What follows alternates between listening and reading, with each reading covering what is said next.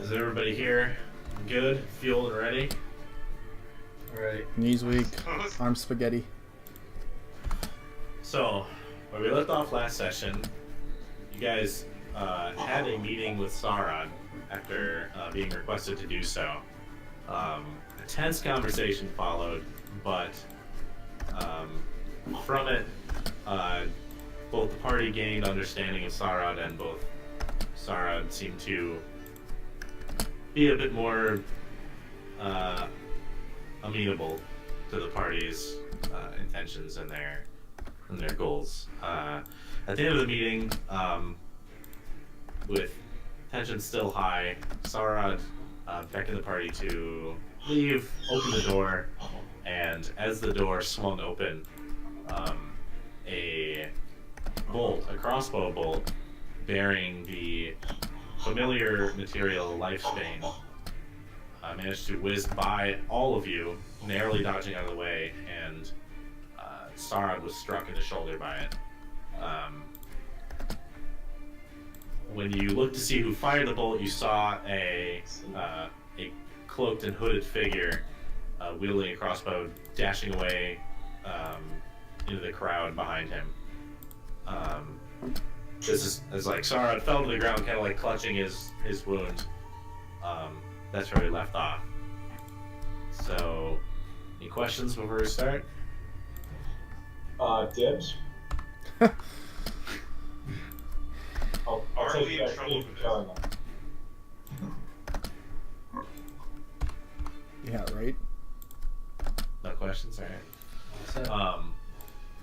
So yeah, the Saurad kind of like falls to the floor. He's like sitting up against the wall in the room, and he's kind of like grimacing, like clenching his teeth, and he's grabbing his shoulder. And you see him just like grab the arrow and just rip it out of his shoulder, and like blood kind of like begins to mix in with the Lifespan that's like sizzling on him. You hear him almost like burning the flesh in his shoulder as he just begins to wrap up like a banner that's on the floor and balls it around.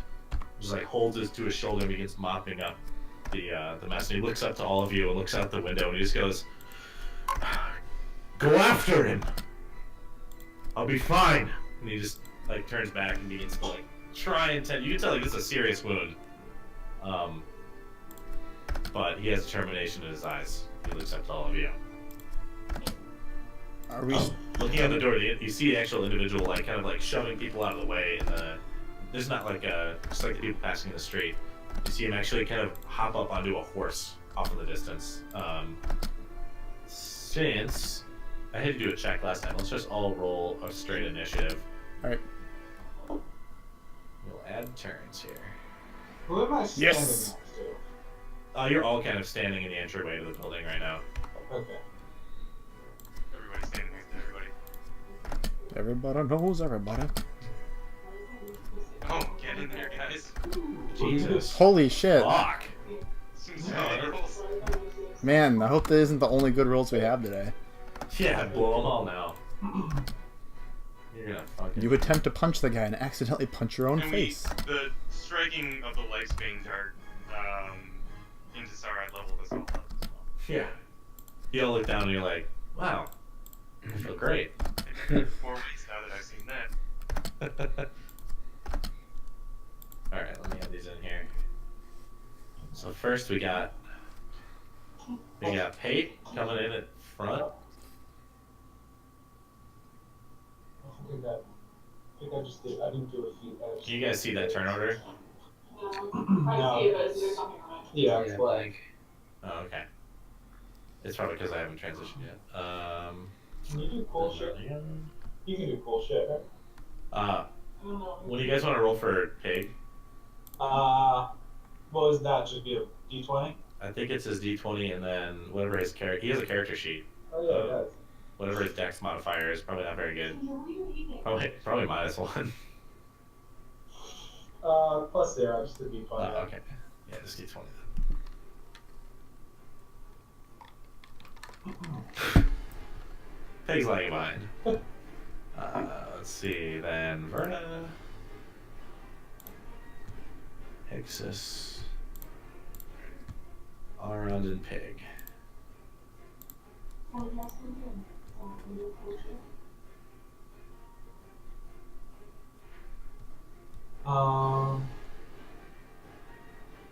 John, what size am I? You are small, I believe. Are regular people small? No, they're medium. So you can hide between. You can hide behind any creature, medium or larger, I believe. Okay.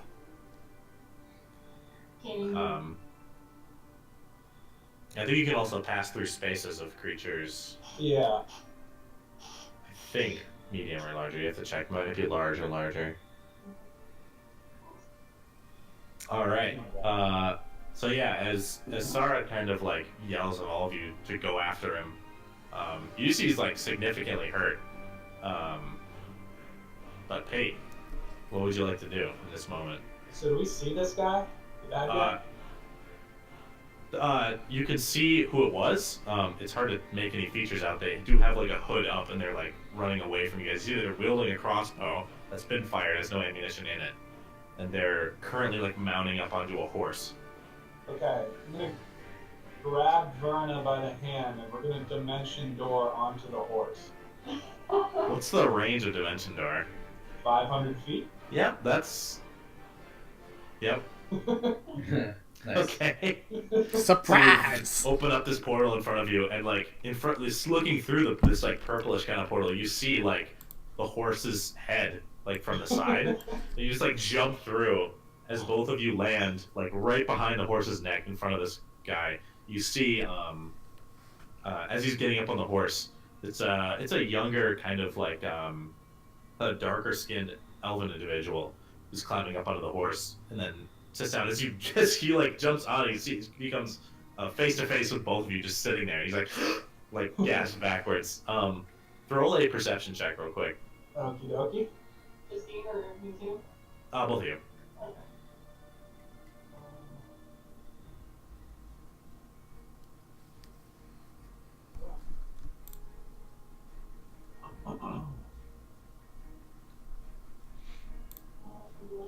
You gotta hit normal roll. Go back to it. Yeah, you hit that, and then you hit normal. You say it's a normal roll. Here. Close out with that. And hit 2. Nice. Nice. As you land down in front of him, Pate going through the portal first, you kind of like face to face with this guy, like locked into him. Verna, you look to the right, and you see 2 more hooded individuals on horseback, maybe like a couple hundred feet away across the crowd, both having crossbows mounted to the side of their saddles. And as soon as they see you, as you like make eye contact with them, you notice one of them is the Blue Dragonborn individual that you guys saw before. You see him kind of whip the horses up as they begin to turn to their left. All right, Pate, anything else on your turn? Can I grapple him? What did Dimension Door use? What action? Full action? One action, I believe. Yeah. Probably. That's So, no, because that takes your full action, I believe, to grapple. Oh, okay. I'll check though, just to be sure.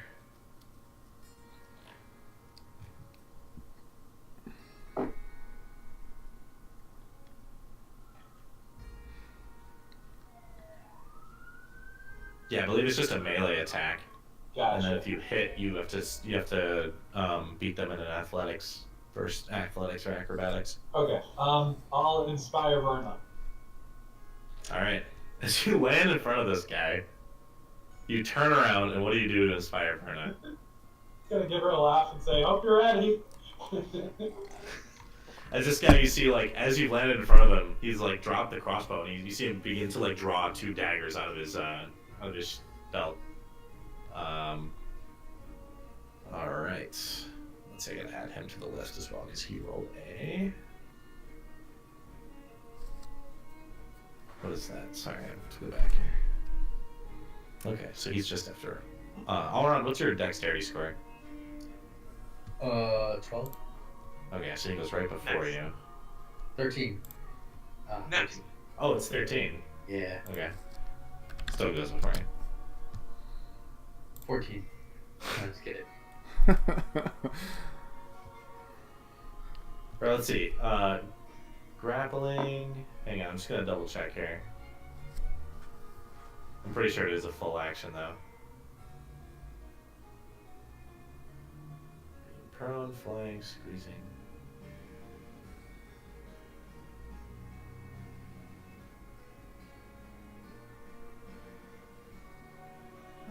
Doesn't say. I think it is that though. It's when you make a melee attack and then you compete scores. All right.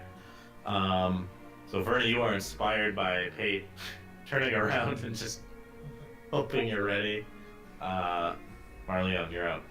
How far away is, like Verna, Pate, and the guy on the horse from me? These guys would have teleported like pretty far, like to, I don't know. Let me check here real quick. Cause I don't want to show the map yet. This would be. Where the fuck is it? Oh, that's on. Man. It'd be like 250 feet. Very far. Damn. Holy jeez, not expecting that one. Okay.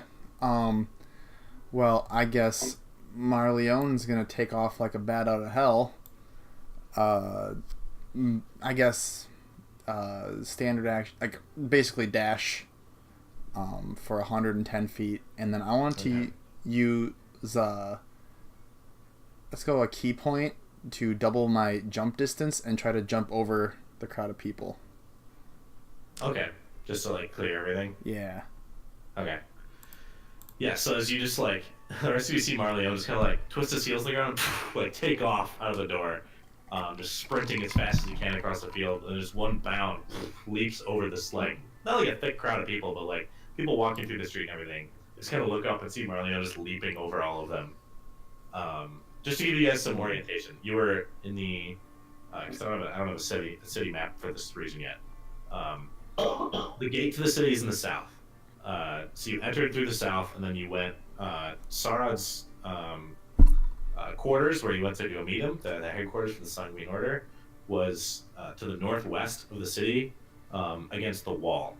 So you are following this guy towards the gate of the city, going south, like south-southeast, kind of like through the streets. It's not a very long distance to the gate from where you are. So, like, Pate and Verna are probably like almost already there on their own. Damn. Just so you guys know where it is. Now, when I bring the map up, it's going to be upside down because I put the gate to the north. So, but it'll be fine. All right. So, what was your maximum travel distance with that, Marleone? Well, right. I guess with a dash, I'm at 110 feet. Okay. So yeah, you're like just like flying through the air at 110 feet. Like you managed to, if that's all your movement, then like you're able to land down. Yeah. And then I guess, if at all possible, mentally I'd like to try to summon my new pet, like telepathically tell it to come to me. Like, sure. Give that just like a, like whether or not, because I'm pretty sure it actually might require a short rest to actually get it, but I'm testing the waters because never had this before. Did you add it to your thing? I did actually. Nice. So it might actually be like a short rest to actually summon it. I'm just testing the waters. Like Marleone discovers a new thing, trying to see if it'll work.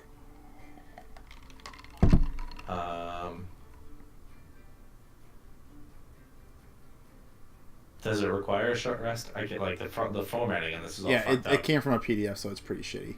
Oh, okay. Does it need a short rest to be activated? It says when it like dies that it has to come back on a short rest. Like, from the level up, you would have gained it. Okay, so I'm just as Marleone's like jumping through the air, you see him like kind of put a hand out to his left, and this raven just comes flying in from over the wall, like lands right on his shoulder as he lands down on the other side of the crowd, facing Pate and Verna on the horse with this guy, who's like drawing his weapons on them. That's all I got. All right, Verna, you are behind Pate, and on the other side of Pate is a cloaked individual drawing weapons. You are inspired. The thing is, behind you is the horse's head that you're on. You're sitting on the horse right now, like you guys are small enough. You're probably like standing on it as you landed.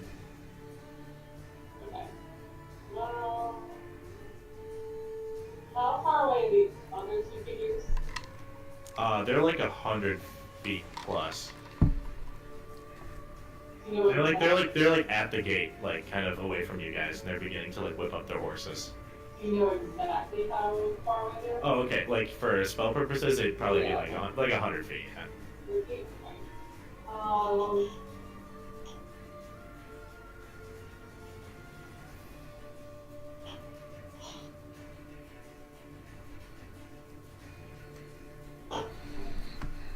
Well, in that case, I'm going to slow on all three. All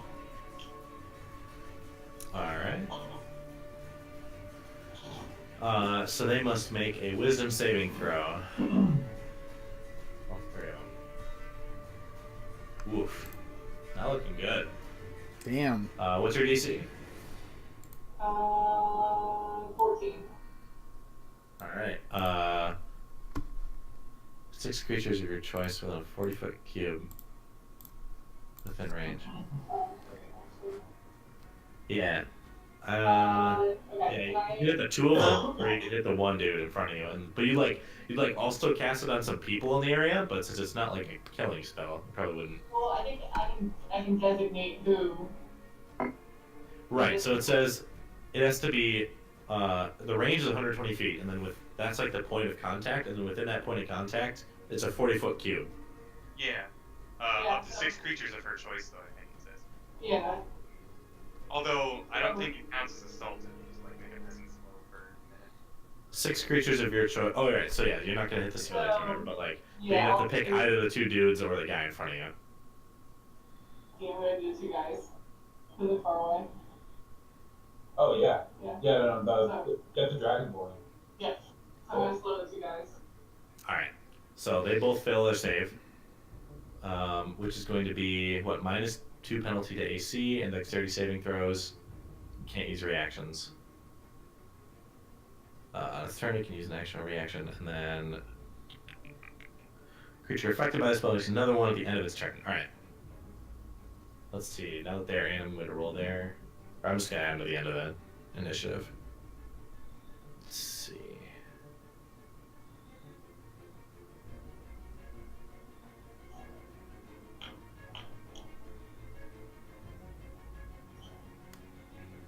This guy goes right before Alrond. These 2 guys go at the end. Alright. So yeah, as you cast slow out over these 2, this kind of like thin blue film like fills the entire area. And you see the horses as they're like whipping the horses to move forward. You see the 2 horseback individuals kind of like the horses like begin to slow motion, almost like start to trot towards you guys. They're kind of like looking down at them, like trying to force them forward. So it did take effect. Is there anything else for your turn?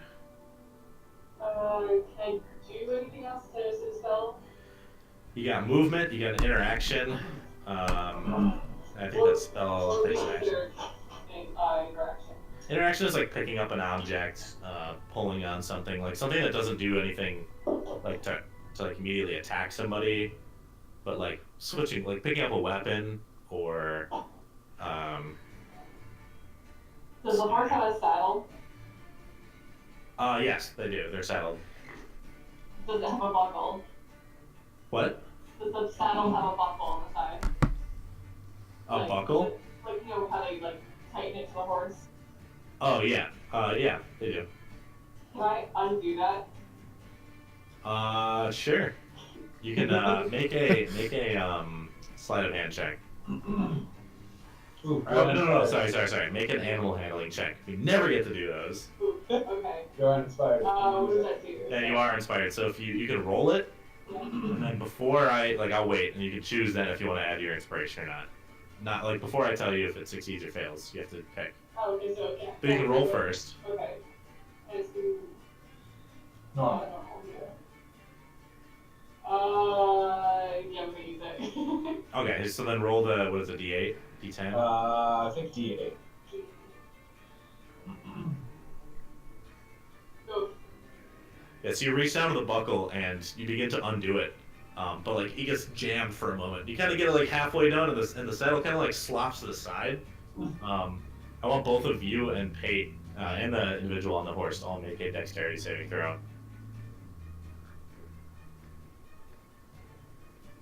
Wait,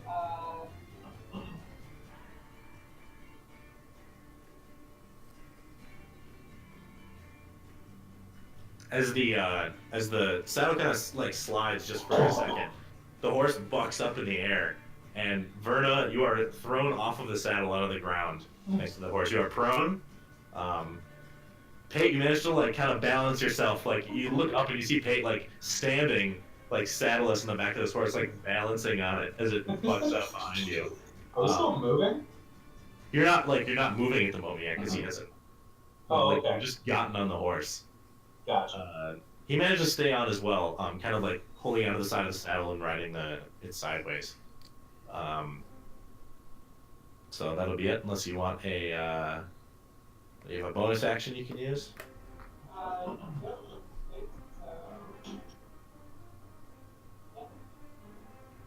Oh, and you can use half your movement to stand up if you want. Oh yeah, Before you end yeah, your turn, I'll so do that then. just stand up. All right. I'll stand up. All right. Let's put Soren in here with an initiative of 9. I'm ready to go. Came Coming over in. here with the gear. Let's see. Coming in Where's Oak? right after Oak's dead. No, I'm just kidding. I don't know where he is. Let's see. What did? Okay, you're ahead of Pig. And only Pig. Let me add you. Yeah, in here. sucky pig, eat my dust.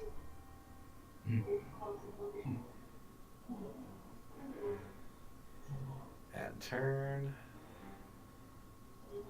The turn order for me went blank too. I'm not sure. Yeah, it's because you guys are on the map yet. Oh, I see. Because I need to like the encounter needs to be in the encounter space. Yeah, and you guys rolled really well. It's just give it a minute. So, Hexus, you are up. You are standing in the doorway, a couple hundred feet away, like seeing like Peyton Verno like assaulting this dude on the horse who Yeah. just shot the crossbow in there. Marleon literally fly away.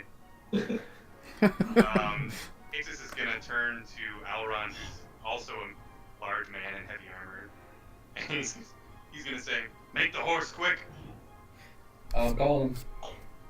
And If you want, you can delay your turn after Auron's if he wants to actually get them out. Do you have to do it as a ritual or? I was gonna say like neither Ixis nor I has any idea how summon speed works. Yeah, Oh, well, my horse is in the town somewhere. it is somewhere. So I don't know how you call it. Oh. Just run, my horse will catch up to us. So I'm walking then. All right, so you guys begin to run. towards Casual combat. walk. Yeah, begin to run at normal human speed. So as you guys, for sake of getting people into the space that they need to be in, so people aren't left behind, as you turn to Auron and say this, you both like run out the front door, and you see Auron's mount, like almost like manifest from this kind of like spiritual energy, just kind of like flows into the area, and Auron just grabs the rein, launches up onto the top of it, and brings. I'm assuming you want to bring Hixus with you. Please. Oh yeah. As you ride towards the fight that's happening on the back of the horse over here, you guys are charging right towards it. You can do that for both of your turns if you want to get like right into the middle of everything. Oh That yeah. works for me. That works for you. Alright. I guess I'm a passenger. Does that use my action as well, I suppose? I would say, I yeah, guess so. probably if you're gonna bring it in. I'm Yeah, just okay. doing this to like get it all together, so like it doesn't start where you guys are like way out of combat. You have to use like 3 turns to get there. As we're riding up, I suppose Hixus would say to you turn around, you like kind of point back to just the general crowd. Tend to him, he's wounded. And then, And you see several people like turn towards the building and like begin to make their way there. And actually looking back, you see Riley kind of look out the door and like for a minute and like turn back towards Sarah and like kneel down. Pig's turn. What would Pig like to do? I'm just gonna sprint He's just Coming after us. where he's going after you guys. He's going full Alright. bore. Pig is clenched, chomped onto the back of Aron's steed's tail. Is riding along, flopping around on the ground behind you guys. And Soren, Where am I? you are outside of Saurad. Oh Jesus, you don't know what the fuck's going on. No, I don't. But there's a guy on yeah. a horse running away from us. There's a guy that just shot Saurad with a crossbow bolt. You are out. You are inside of his like headquarters, looking out towards the crowd of people that like everybody's charging off after this dude on the horse. Am I 90 feet away from him? Or closer? No, not from the guy on the horse. How far away is he? What did I say? Like 150 feet, something like It was that. far enough that I couldn't make it. Yeah. Okay. I'm going to...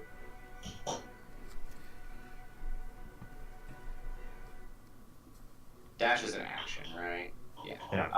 I'm just going to move my max speed, which is 30. Like, following everyone else. I guess we're just all, like, just running after this guy. Yeah. And then that puts me at 120 feet, so I'm going to Eldritch Blast his horse. Okay. Go ahead and do that. Is this the one Verna and I are on? Well, you're on it. Verna fell off.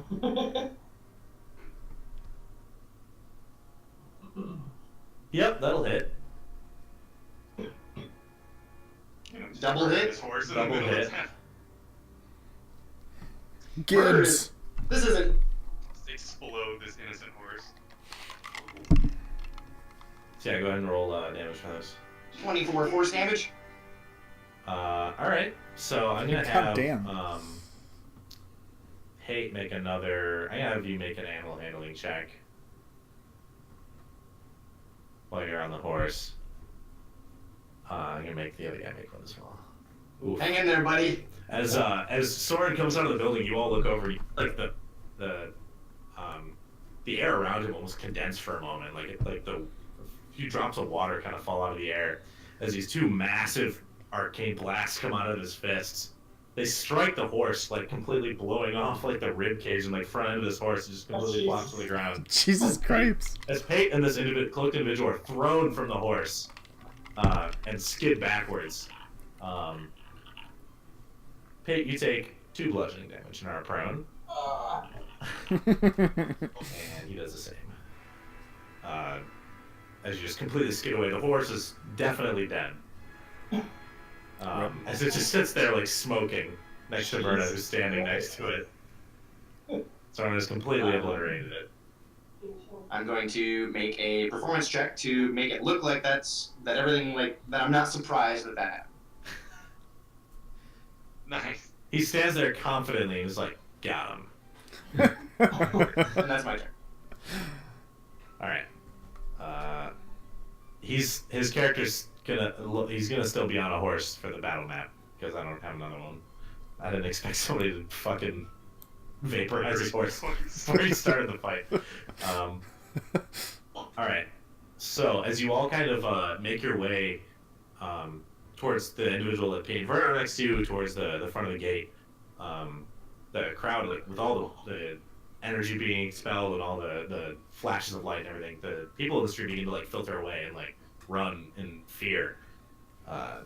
As you approach, you see, still slowed down, the 2 individuals on horseback. One of them with back their hood, and like I said, you do see the Blue Dragonborn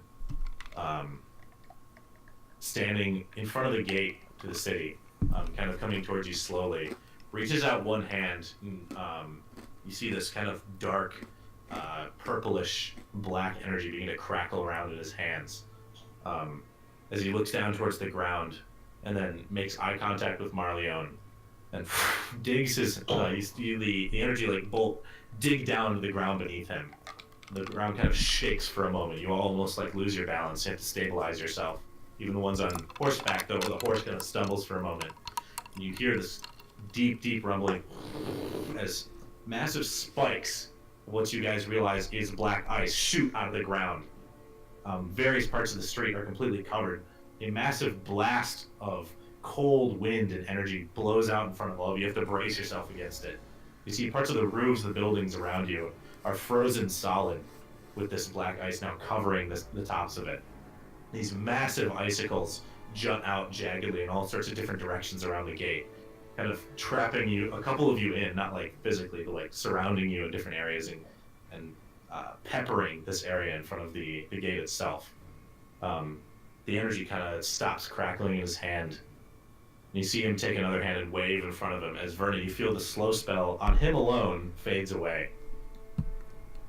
The other individual who's still like trying to ride towards you guys is like in slow motion, like mouthing something to him, and he's like, "Let's go." He's forward. When finally in front of him, one final icicle shoots up and hides him from view.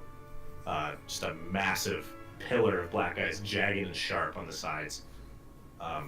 The air in this area begins to immediately chill, and like condensation forms on some of the windows of the houses, and water begins to kind of like pool around by your feet. As that's going to be his turn, the other individual is going to try and make his way towards you guys. He fails his save, so he's still slowed. And now, let me bring you guys to the battle map. So let's see. Pete and Vern are way up here.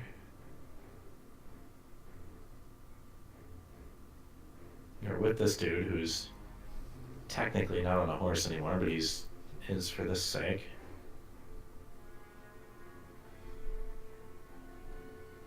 Takes us an R under right here. Someone's like back here. Alright.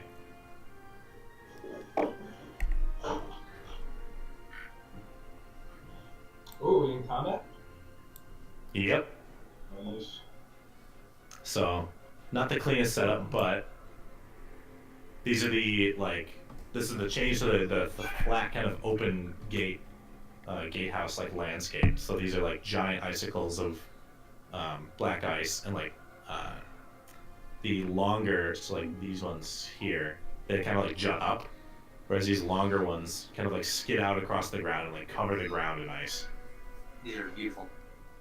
They are the only ice assets I can find. They're also the black ice.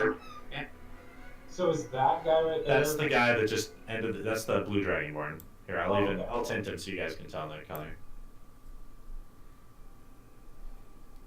There. Am I up? It is your turn. Okay. You are prone. Next to like as you like kind of turn over to see this guy, that massive icicle like misses you a few inches as you like roll away for just trying to like save your head. Sorry guys, Sarah and I dropped for a second there. You're still prone on the ground. Okay. yeah. So I'm gonna get up. All right. So that's Yeah. half your movement. I'm gonna polymorph the Dragonborn. Okay.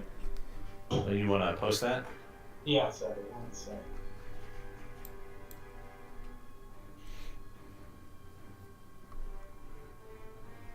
Wisdom saving throw. Yeah.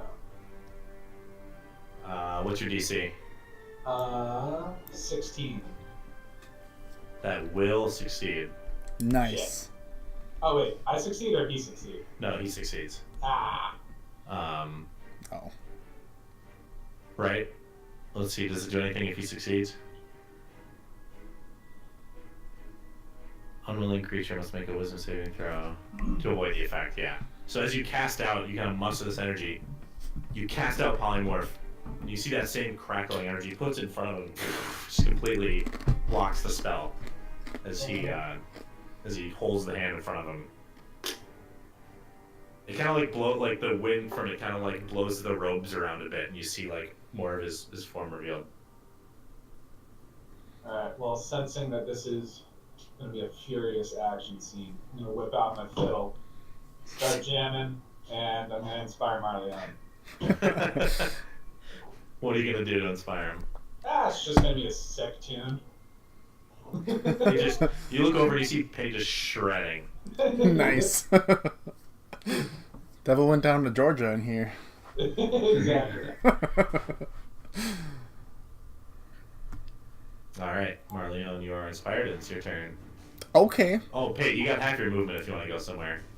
I will half of 25, so do 10 feet then. Yeah. Well, yeah. 15, I'll 20. move there. All right. I'm gonna face that way. All right, Marleon, you're up. Well, first I don't have control of my character. Oh, right. There, you should know. Hey, there we go. Oh. Are you officially using your new character sheet, by the way? I am, yes. Okay. I'll modify your token then after this game to reflect that. Okay.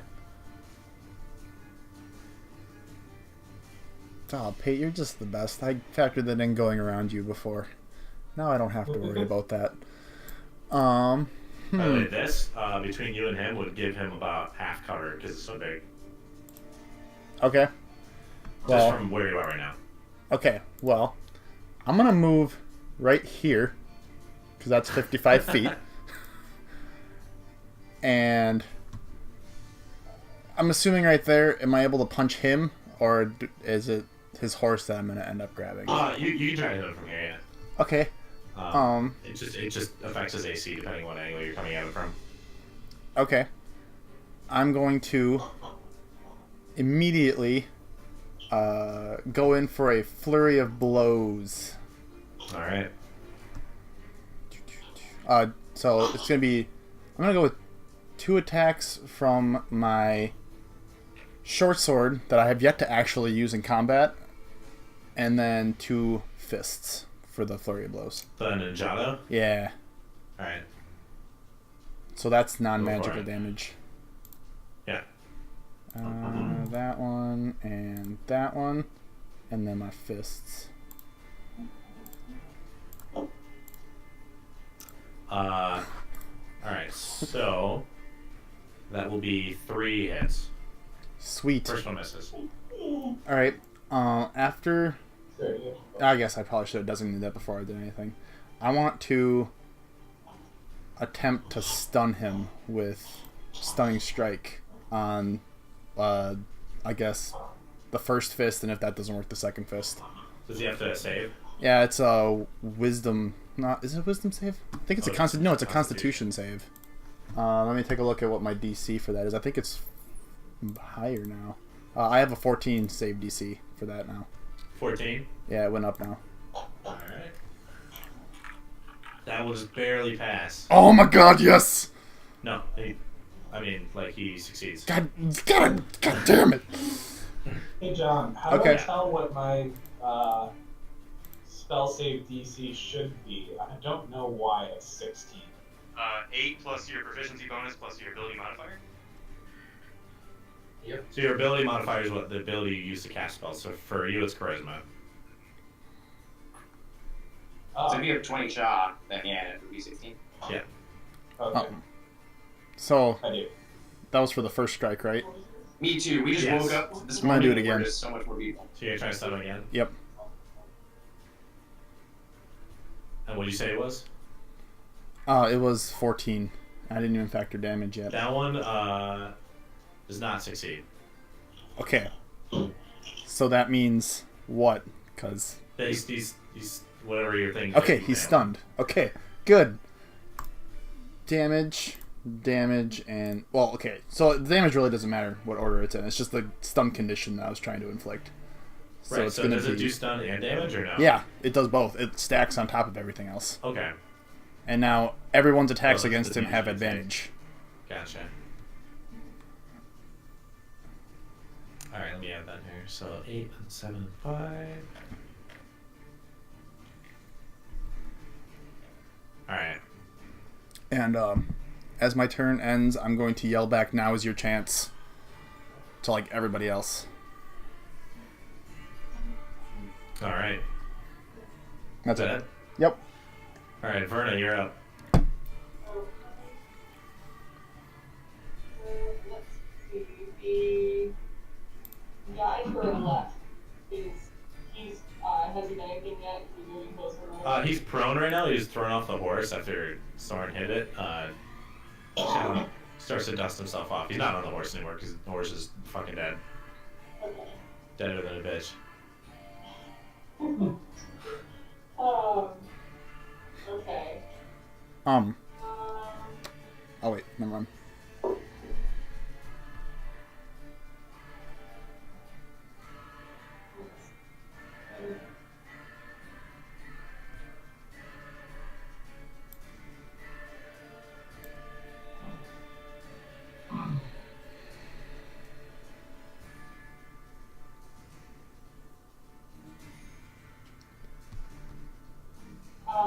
I think I'm going to,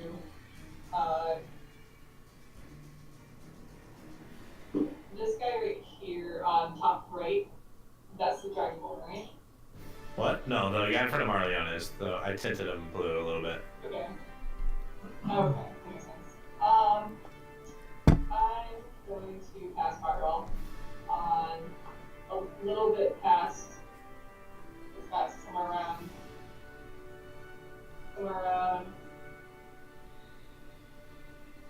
here. Okay. So it doesn't like hit Marleon. Gotcha. So you cast Fireball out, and it like it'll hit like the side of the wall, like blast out towards this guy. He makes a dexterity save, right? Actually, this would be. Or no, because he has disadvantage on them, right? Because he's slowed. Yeah, I think so. Let's see, -2 AC. Yeah. Oh no, -2 to the dexterity saves and can't use reactions. Okay. So he gets -2. And what's your DC? It's right there, so it's 14. Oh, nice. 14. So -2. That will wait. Yeah, that will succeed. So he'll save from that. As the fireball kind of like blows out from the wall, you see him even in a slowed state, like with frightening speed. He kind of like whips the reins off the horse, whips himself over the right side of the horse, and hangs onto the saddle as the fireball blasts and scorches the left side of the horse. And he manages to protect himself from the entirety of the blast, not just half. As the horse begins to just like neigh incessantly, he kind of hops back onto it, and he's kind of just like writhing around, putting a hand down on it. You see it like calm for a second, and just kind of straighten up into like position, as if like nothing happened to it. I mean, it's still very much like singed, but it's acting like it's not.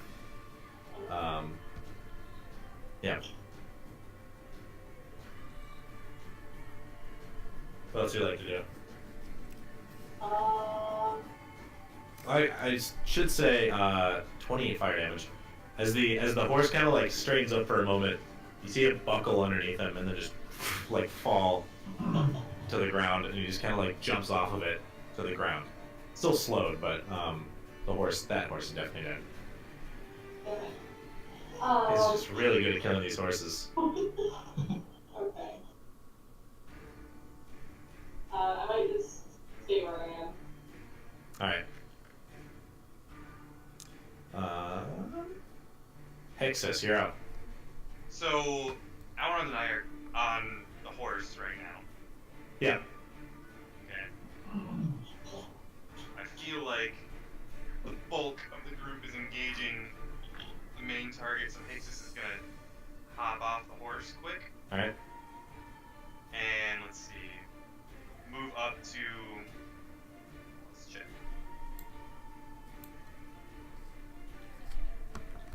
Yeah, about there, I guess. I assume that's roughly where the guy is laying prone. Yeah, let me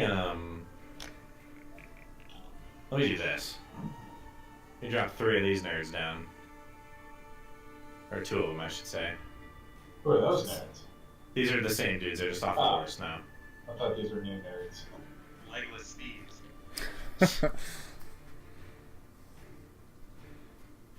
Oh, here's the better one. That one looks cool. So that'll be this guy up here. The other 2 are, I'm not even sure what that guy is. I gotta zoom in on that. he's like holding the sword sideways. They're cloaked. All right. So where do you want to move? Oh, okay, now I see it. I'm like, kind of just looks like a blob squad. Squatting I can along. zoom in more. All right. Yeah, I'm gonna hop off the horse and kind of just get right up next to this guy, and I'll ready an action to attack him if he tries to move or stand. Like if he makes it, basically if he makes any sudden movements. Okay. And I would say as much as say, make a move and I'll gut you with the halberd. All right. So you're gonna prepare that. Let me check something real quick for being prone.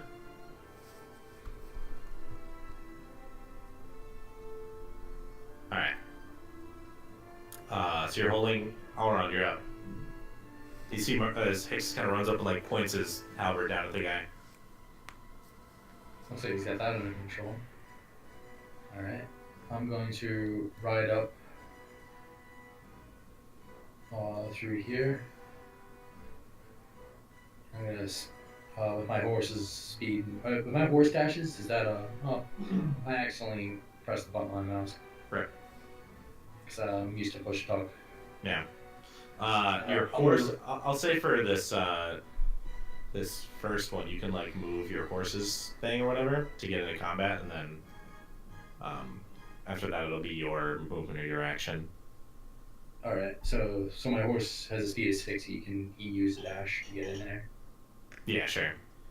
Alright. Since you guys be riding like full speed. I'll get in right there. Oh my gosh, I pressed the button again. So Alright. proud. And then I'm going to Put your hands away. bonus action magic weapon. So a sheen of magical energy coats the sword, giving it a +1 enhancement. All right. And then I will action. Wait, so I use my action to dash to get my horse here. Oh no, not on this turn, but for next one, like if you want to move like a dash or do stuff with your horse again, it's gonna be your actions. All right. Give me my spell. So magic weapons at level 2.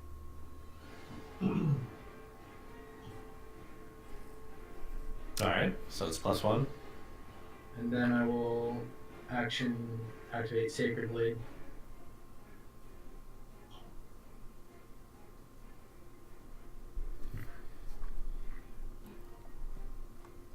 So now the sword is encoded with like a white fire as well.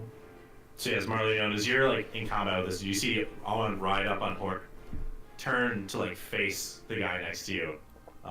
Who you just the Blue Dragonborn individual.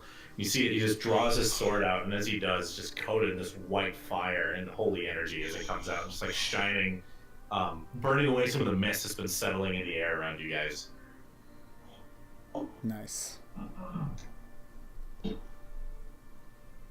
then I'll just hop off my horse. Then he gets up the horse. It was a majestic sight for a moment. Mm-hmm. It's almost clobbering time. That's my turn. All right, Hmm. Pig's turn. Pig. Where is he down there? Alright, he's gonna sprint up and start fucking that dude up.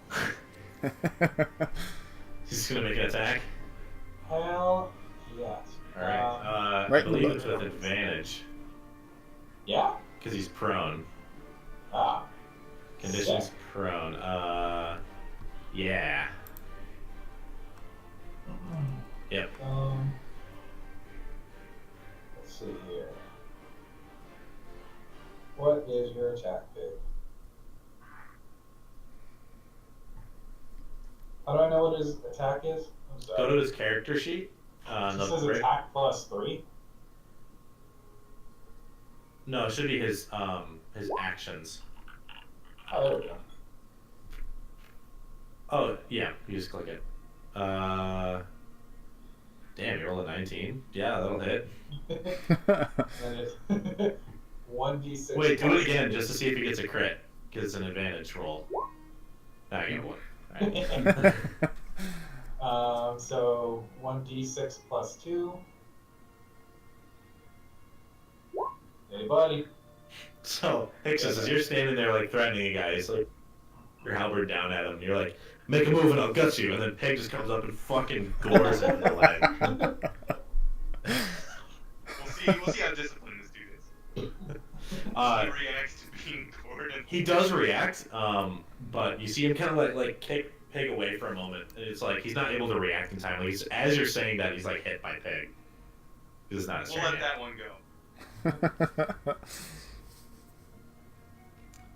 Alright, let's see. Oh, since I removed these guys, I gotta add them back to the list. So I believe this dude was... Hang on. I'll double check the thing real quick.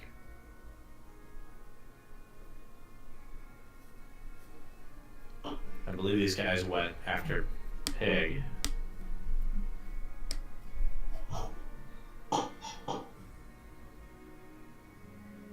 Because Pig was last in line. Alright. So that's Pig's turn. It is now this guy's turn. So the guy next to Auron and Marleone, the one that's slowed, turns to... Oh, wait. No, he hasn't had another turn yet. He turns towards you guys. You see him run towards you, like right behind Auron, and kind of like bends the horse behind him, slides behind Auron's mount, and you see him draw a short sword out and just swing out towards Marleone. Make a insight check, Marleone. Okay. Yeah, he strikes out at you. That is going to be a... let's see. Yeah, let me check the slow effect quick for attacks. They can't take reactions. Either an action or bonus action. Can't make more than one melee attack or okay. That is a 25 to hit. Yeah. What is your current AC? 58. Oh, wait, Your AC. is My bad. I think you said Yeah. HP. 17. 17. So, okay, yeah. As he strikes towards you, you notice you expect to take a blow from the hit. However, you see his sword meet the strap on the back of the box. Oh, god Cuts damn the it. box free from your back as it falls to the ground in front of him. And he goes to reach for it, but he's like slowed down, like he's ready to make another strike at you. The box's straps are completely broken now. God damn it. That's going to be his turn. He's going to make a wisdom save to try and free himself from slow. What's your DC, Verna? What did you say, 14? 16? The spell save? Yeah. 14. 14, so he'll succeed. So he breaks the slow spell at the end of his turn. That'll be his turn, though, and then the guy next to Hixus and Pig. As he gets hit by Pig, make a perception check, Hixus.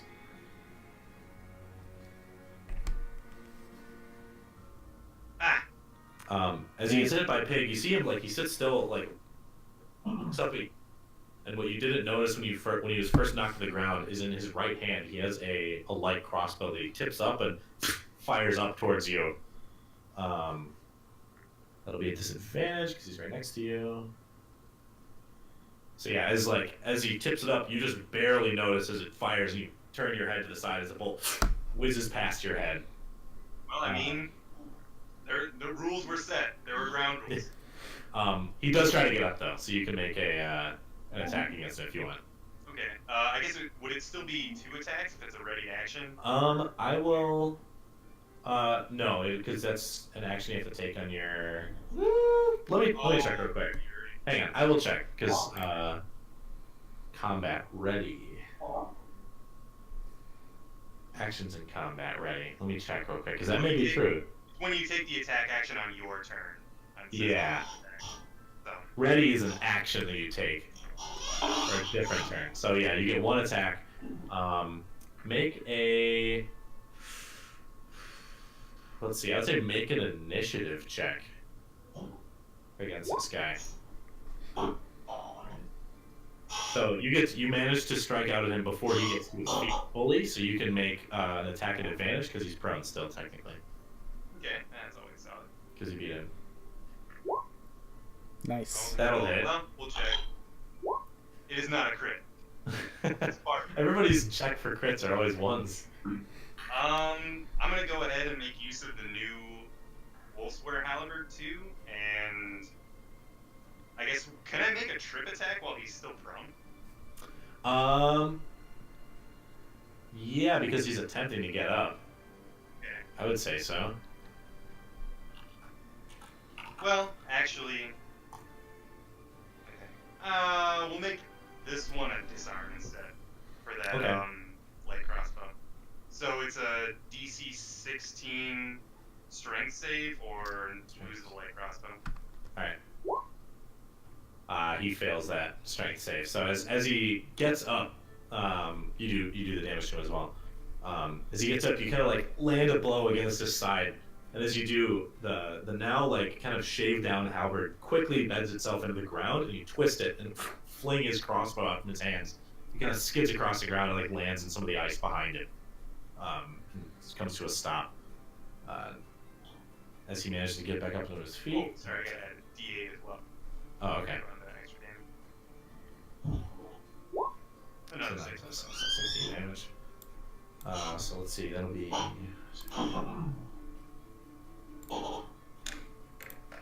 Alright. So he's taking his damage. Soren, or Hixus, do you have anything else to do on your turn? So I guess the opportunity, like me hitting him, wouldn't technically prevent him from standing up. If you Correct. That was to check if you hit him before he stood or not, because he was in the middle of doing it, and that affected your advantage for the roll. Okay. So he still like stood up and then. He stood up in front of you, yeah. Okay. All right. Yeah, as long as he's not moving again. Okay. So just state of the battlefield. This guy is on the ground now. Nope, he's just stood up. Oh, okay. So guy standing up there, guy over here fighting, or guy right there, like behind Alrond and Marleon, and then Yeah. Aldon. He just cut the box from Arleon's back, and then broke the slow spell, and then the Blue Dragonborn, in front of Marleon, I believe, stunned. So seeing that, seeing the Blue Dragonborn, to completely negate that spell, is there anything can I figure out how that works, or start to get an idea of is it a cooldown mechanic? Can he do it forever? Is he immune to spells? Is he Wait, ask that question again? So I want to know if Soren can figure out what he did. He's curious what he wants to know what just happened. Okay, make How did an you say? Arcana check.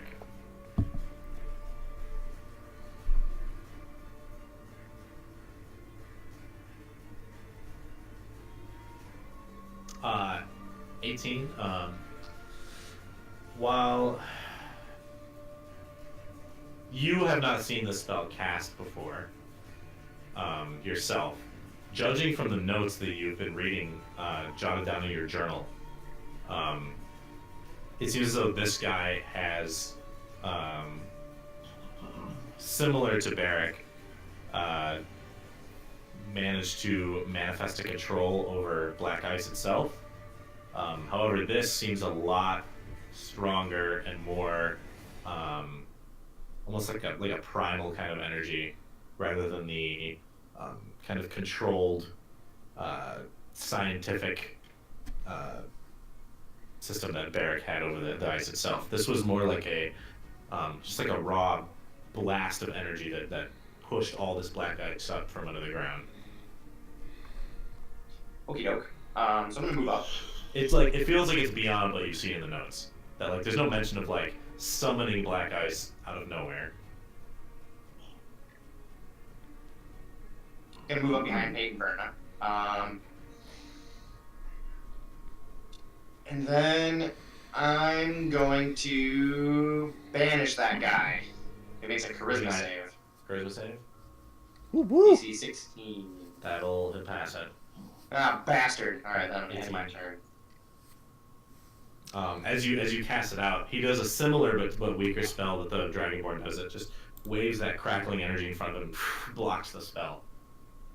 Do you see what I'm talking about, Seraph, in your clash table? Yeah, I only have the spell slots spell level. Sure. Show. Hang on, let me look. Then I'm going to bonus action hex that same guy, giving him disadvantage on strength checks. All right. Tag that quick.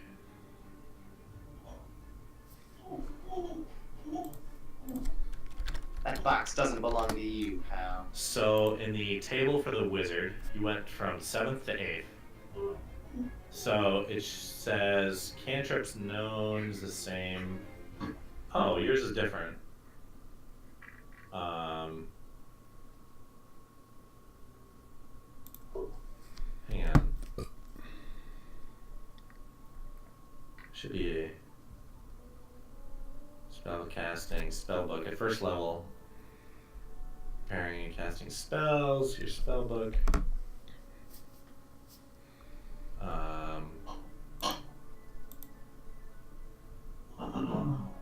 I've been reading that the thing that says you can add 2 wizard spells with your choice in spell book each time you level up. That wasn't sure if that's correct. Yeah, if it says it in the SRD or the player's handbook, that's what you do. Yeah, I found it. Places. I don't think it was in official if I was asking. Wait, where did you see it? Let's see. I think that's right though.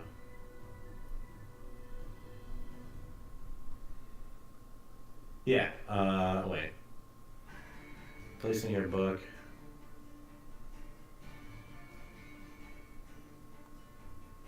Yeah, each time you get a wizard level, you can add 2 wizard spells of your choice to the spellbook free. That's what I thought. I just wanted to double check. Okay, so I have. It's under learning spells of first level or higher. Okay. You can also add them or learn them. Like that's the advantage of wizards. You don't have to wait for a level up. You can like study spells from other people or like steal their spell books or find scrolls and transcribe them and that kind of stuff. So you get 2. Sora, anything else after your house? Oh, no. I'm spent. That's all the spells that I can cast for the rest of the day. So let's see the stun effect. How long is that stun effect? Till the end of my next turn. The end of your next turn? Yeah.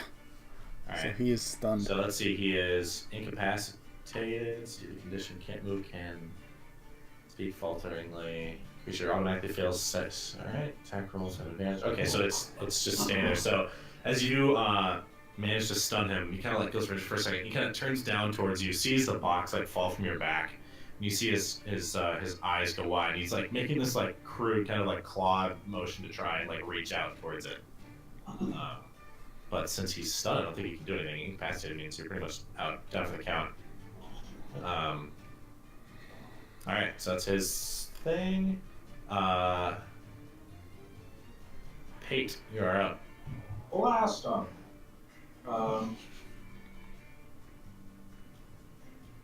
There's too many friendly people around them. What's that stuff do in the past? You're right, fireball. Crispy Hixus. Crispy Hixus. Again, like I Crispus. said, like Crispus. sorcerers can choose people with like meta magic points that aren't affected by any stuff. Yeah.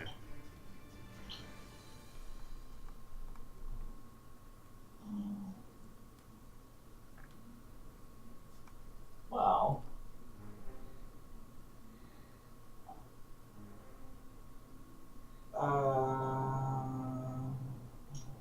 So when they're waving their hands like that, deflecting spells or shit, is this unnatural or is this just them succeeding on the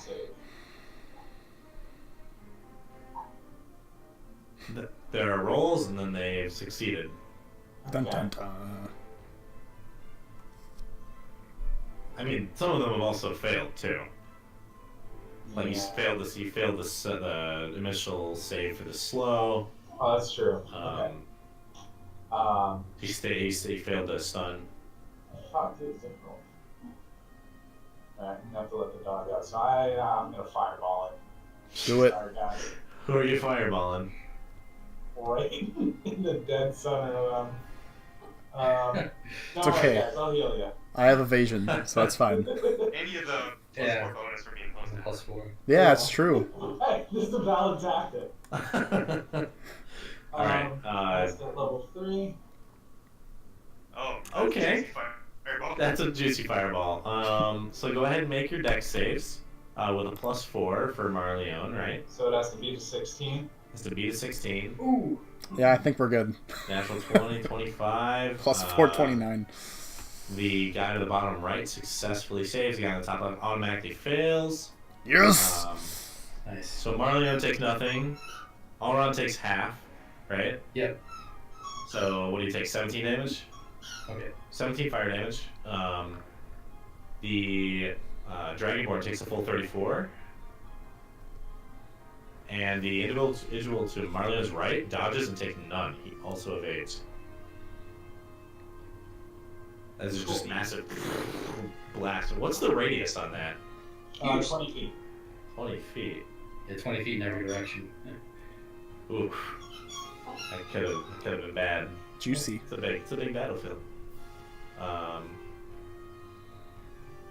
So that's that. I'm going to inspire Marleone. I'm already inspired. What are you doing? Shit. I'm gonna inspire.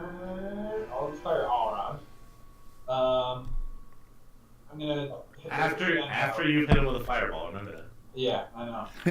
I'm gonna hit the crescendo of my fiddle song. You've been playing it the whole time. But even when you're casting the fireball, you're just like thrust a little bit, and just like comes out of the fiddle, like. Wait, this is like. This is like. I gotta let the dog out. Which genre is it? Is this like swing? Is this like some swing fiddle? This is like Devil Went Down to Georgia, yeah. It's like some bluegrass. Yeah. Alright, Marleone, you're up. Alright. You just narrowly dodged a fireball. I guess Marleone's going to make he's gonna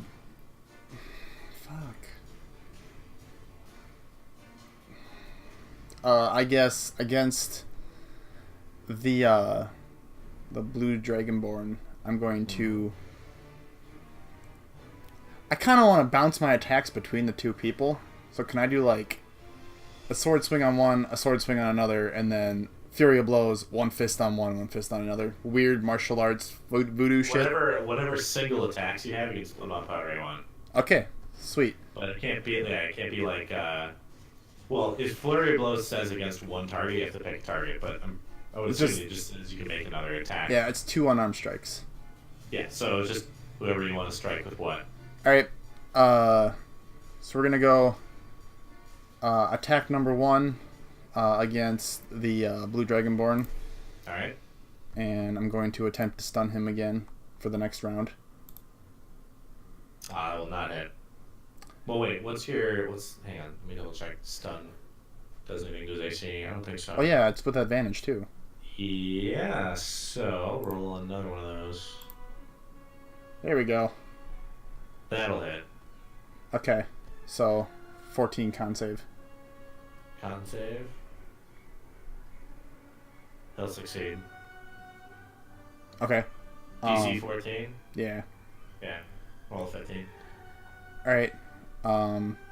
I guess sword swing against the fucking cloak fucker. Oh, the guy, not the Dragonborn? Yeah, we're gonna like bounce around here ninja style. That guy, it's a normal roll. So that one's gonna probably miss. It will not hit. Yeah, that's As what you I swing at him, he like just dodges out of the way. Like you feel like this dude's closer to your level of speed than like most people around you right now. Pretty fast. Okay. I'm going to use a flurry of blows to do 2 unarmed strikes. Starting with cloak fucker. Alright. Hex only affects strength saves, is that what you said, Sora? Or strength checks? Yes, strength. This Okay. is Gotcha. That'll hit. We're gonna attempt to stun him too. Alright. Con save 14. Yep. He'll succeed. God damn. He saves. Alright, And then last attack against Blue Dragonborn with advantage because he's still stunned. And I'm going to attempt to stun him too. Well, I guess. And that's the advantage? No, that will not hit. Okay, damn it.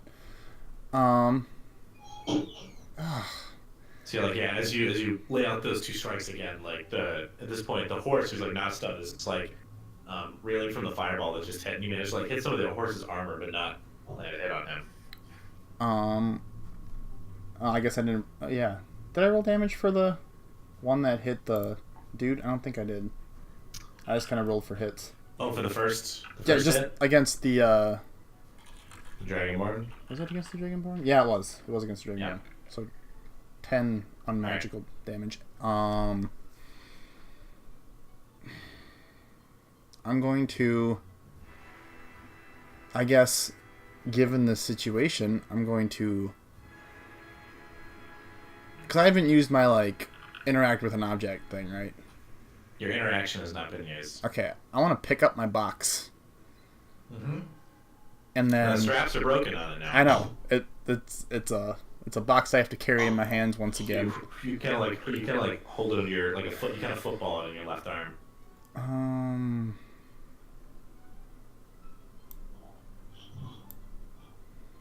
We're gonna go and join the goon squad. Back with it, because I haven't moved yet either. All right.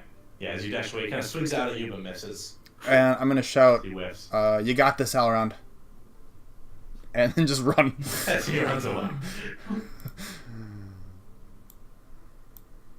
Alright, that's your turn. Yeah, that's all I can do. All around, as he says that, you see the Dragonborn who's stunned break out of the stun. And that like cold air kind of sits around him again as he looks down towards you and begins to draw what seems to be a long sword out of his belt. Verna, you're up. Okay. I am going to. How's the guy on the left looking? The guy on the left, he's like been poked by a pig a little bit, but he's pretty good. Okay.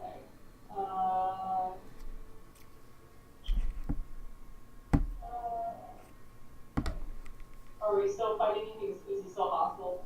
Yeah, they're all Okay, I thought we were. Okay, well, I'm going to then.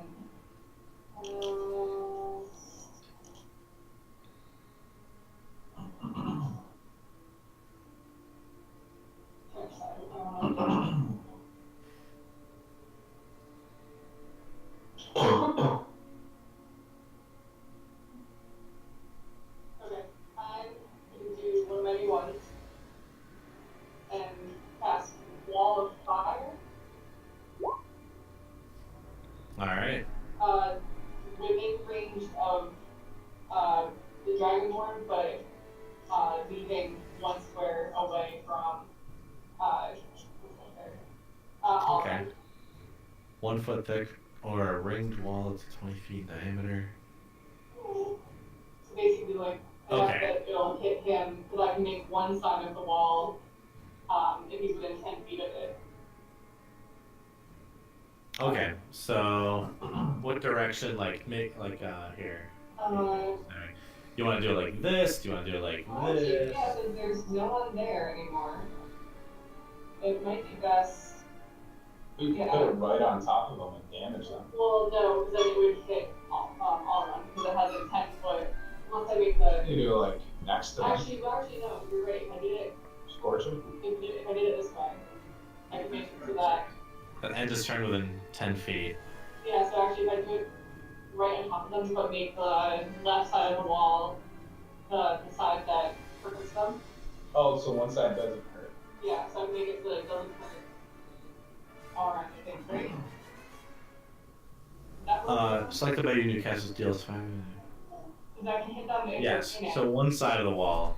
So the other side, the wall deals no damage. So I could just make it.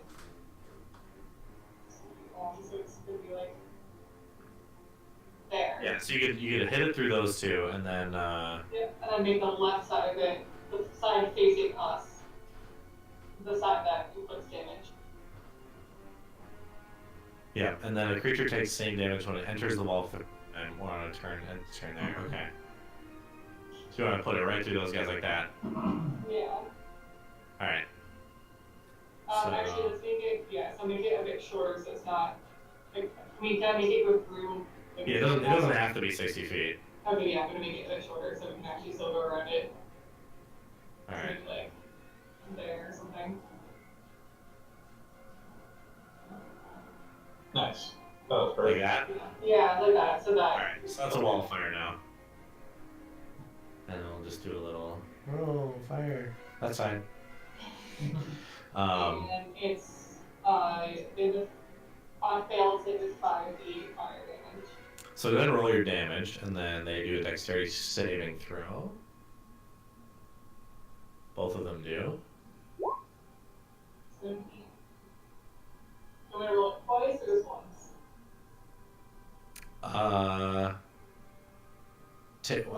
Wait. When the wall appears, they take 5d8. Yeah. So that's your first roll.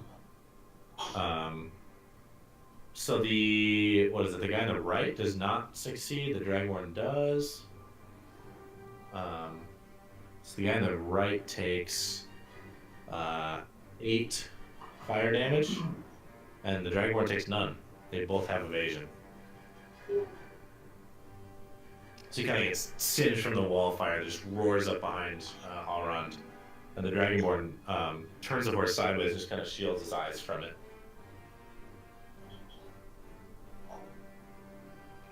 How's that horse? As Allround vanishes from view from all of you behind a wall of fire, he's completely, but he's gone now.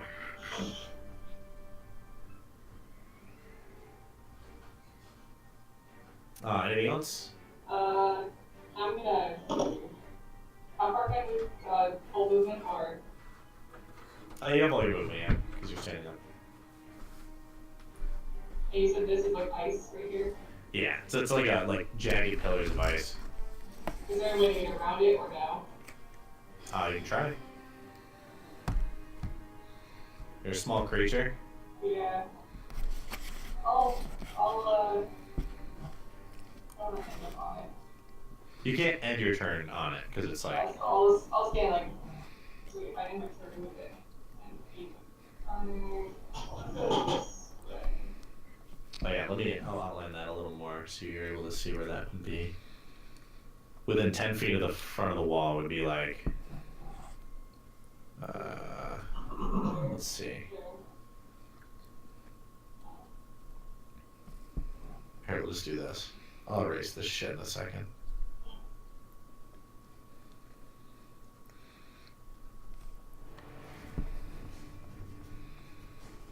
Like that. God, this is terrible. Like that, that's the one. The danger zone. So I'm gonna end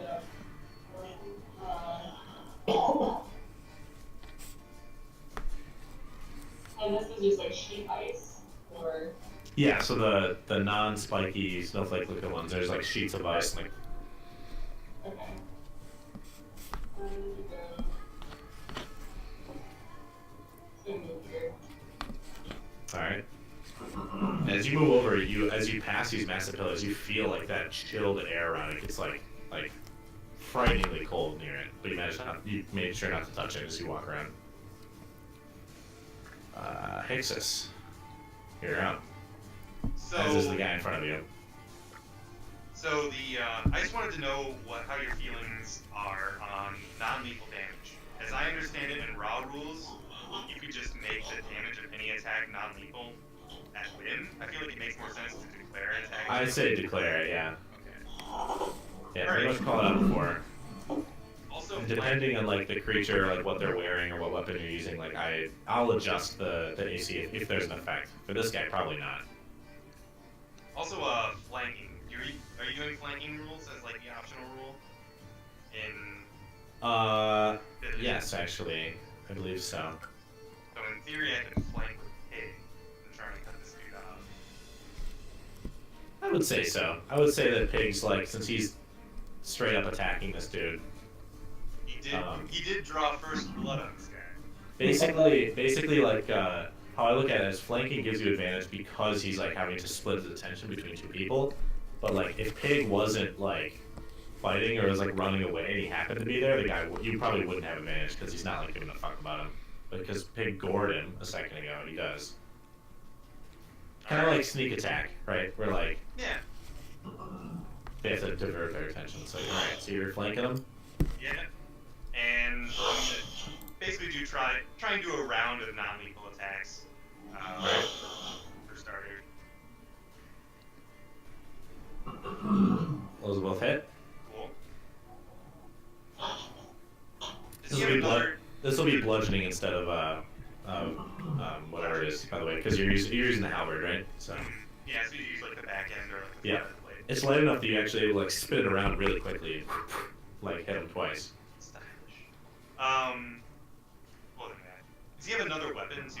I didn't notice if he had another weapon in hand. He does. He's drawing a short sword right now. Oh, okay. Well, I'm gonna attempt to take that short sword with another 16 strength save with that first attack. Okay. He will fail the save. As he draws the sword out, you manage to hit him with the first strike, and as you come down with the second, you just knock it like it's like halfway drawn. You manage to get the halberd underneath the blade guard and draw it for him and fling it backwards across the battlefield. It's like over the ice, Alright. like before he can grab it. Solid.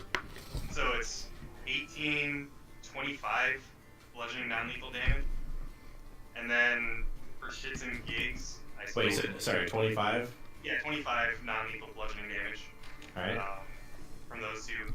And then, I mean, this guy, I guess I'll do action surge and do a couple more attacks, also non-lethal, because Alright. he's here and I have advantage. Yeah, you see, like, he's got no other weapons currently drawn. Alright. Yep. Those will both hit. Damn, Yikes. dude.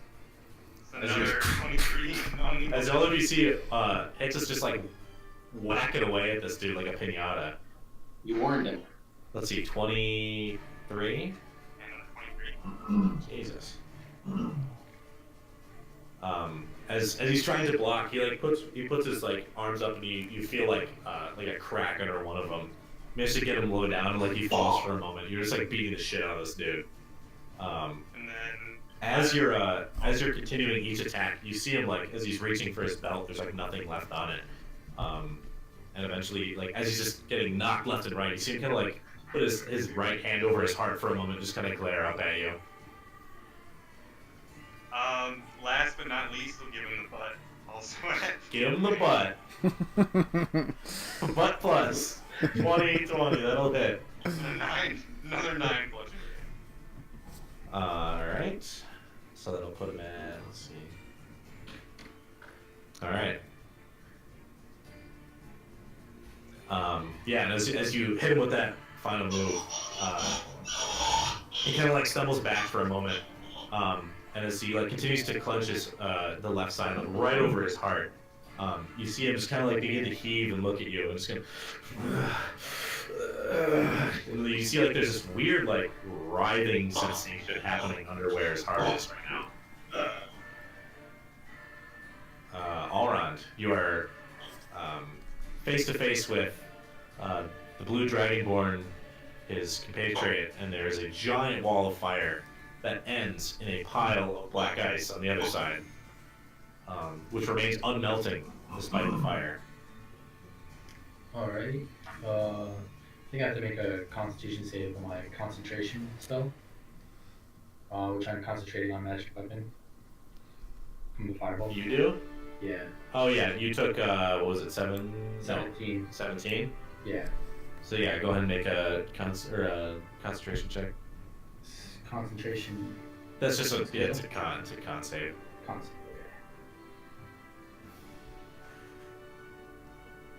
Oof.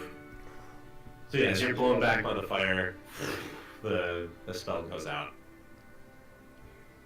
Alrighty. I'll bonus action. I'll just do magic weapon again. All right, so you kind of shake it. He's shaking for a moment, comes back out. A little 5-foot step, just like that. And I'm gonna go ahead and give this guy. Is that a thing? Is that a thing or like Is that the same as in 3.5? I don't think that's in 3.5, or it's not in Or 5th. it's on 5th. No. So that would provoke attack opportunity. That, to your knowledge, yeah, it would. Well, Okay. what about disengaging? You can take a disengage action and get away from it. It takes an action, though. I'm not doing that. Yeah. I'm gonna give this guy, the guy below me, 2 swings with Great Weapon Master. The guy right to your south there. Yep. Alright. Go ahead and strike at him.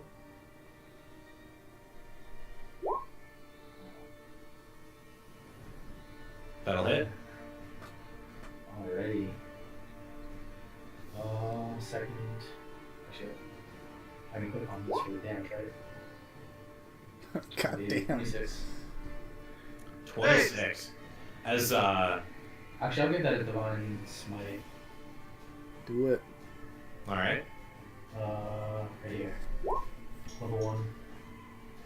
Does that have any other effects, or is it just damage? It's 11 radiant damage on top. Okay. So, Damn, 11 dude. radiant damage, 26 slashing, so 37 base. As you spin the sword around and make a strike at him, the flames coming off the blade, along with the smite, you see him try to block, and your sword actually just like completely deflects his out of the way. So it cuts into him. That the holy energy seems to be like cauterizing and like completely slicing through, almost like butter into the wound you inflict. I mean, you feel like the holy energy did a significant amount of extra damage. So that'll be. Jesus, yeah, he looks pretty rough after that strike. That's 1. Here's the other. Oh lord. That's what do you say that to him? Is that hits? Definitely hits. Jesus. God damn, dude. I rolled And, 0. yeah, 24 damage. As you come up with another one, you manage to just completely cut off his left hand that's holding the sword, and it just falls to the ground. As he takes a step back, you see you've cauterized his hand, like no blood pours from the wound. Again, my lightsaber. As he kind of like looks over at his arm, like looks at his hand in front of him and looks towards you, you notice that same writhing effect. He begins to clutch his heart in front of you, and just kind of like he has this like twinge in his eyes. He looks like he's in pain as he's looking at you. That's strange. That'll be my turn. All right, Pig. Pig's gonna stab him. Pig's gonna try and gore him. Non-lethally. All right. He's just gonna ram him. Yeah, I'll ram him. Okay. No. Yeah.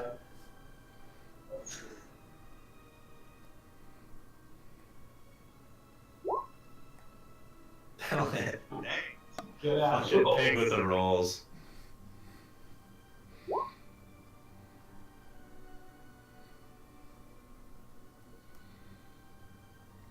Three. Yeah. This Pig comes up behind and just hits him with it, just base skull. He's got a thick skull on Pig. And it's just kind of push him forward and like hits us. He kind of like stumbles towards you. Doesn't go down, however. Ken said he'd be right back, right? I think so. Yeah, so I can wait for him because I'm he's. here. Oh, you're here? Just trying to go grab a drink. Oh, now I can see Ben's camera. There he is. Hey, buddy. Alron, as you finish the strike on the guy to your south, as he does that clutching motion, you see there's like actually something like writhing around under the skin. I want you to make a dexterity saving throw. Ooh, Oh boy. 14. Wait, did my thing just freeze?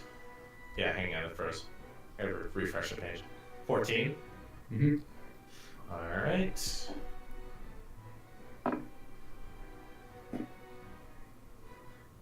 Alright, is it back in now?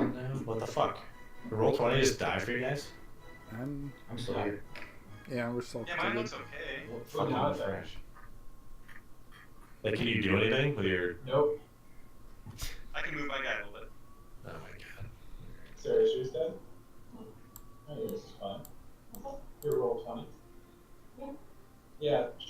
T moving around on Sarah's roll 20. Yeah. Okay, there we go. It loaded back up. Mine's still fucked. Alright. You said 14, sorry, right? Mm-hmm. As he clutches his chest, you see that writhing, like almost like it bubbles up. You see this light green and white substance beginning to leak out, and the same substance that was struck. Was he? I don't know if you were there for that, but for the first dude. So I'm gonna strike that. Sorry. You see the skin kind of like bubble up, and this like hissing sound comes forward as the individual in front of you completely blasts like in all directions, like acid just blows out in all directions. His body is completely destroyed in front of you. That's wild. You take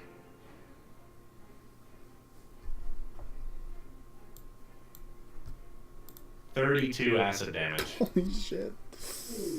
Ouch. Very As- glad I fireballed you. And let's see, he has to make a save as well because he's right there.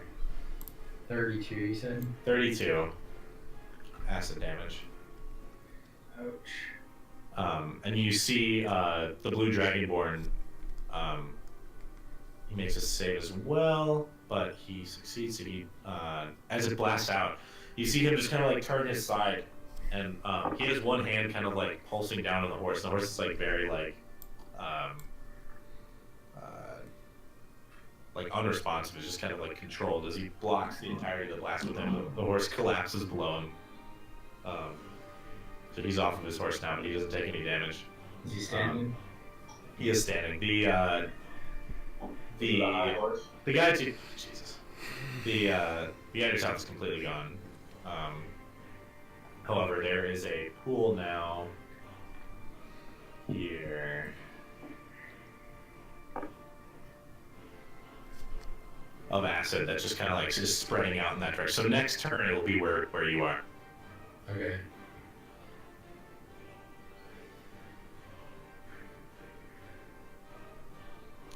I'm just gonna it's gonna look stupid. I'm just gonna shrink this dude down to be one size. Because he's off the horse. Tiny horse man. Also his turn is gone. A similar thing begins to happen in front of Hixus and Pig. I want both of them to make. Oh god, no. Uh-oh. How do I do a saving? For him, just roll d20 and add his dex. Oh, pig. Again. Yeah. Sorry, doctor, second. How do I do a dexterity save for him? Just roll a d20 and add Pig's dex modifier. Oh, okay. Oh, wait, no, that's not that. Or that works. Yeah, that's right. Oh, wait, that Oh works? no. Yeah, you did it.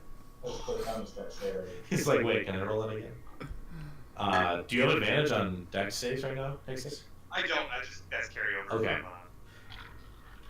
So yeah, as he kind of bends over, not seeing what's just happened to Alrond on the other side of the wall of fire. Vernon, you're the only one that saw it. As he kind of leans over, this blast also happens. You guys both take 24 acid damage. Big died. No, what? Wait, No! what's his total health? 20. Okay, because he halves the acid damage. Oh, it does? Why? Not on the sheet, but he does.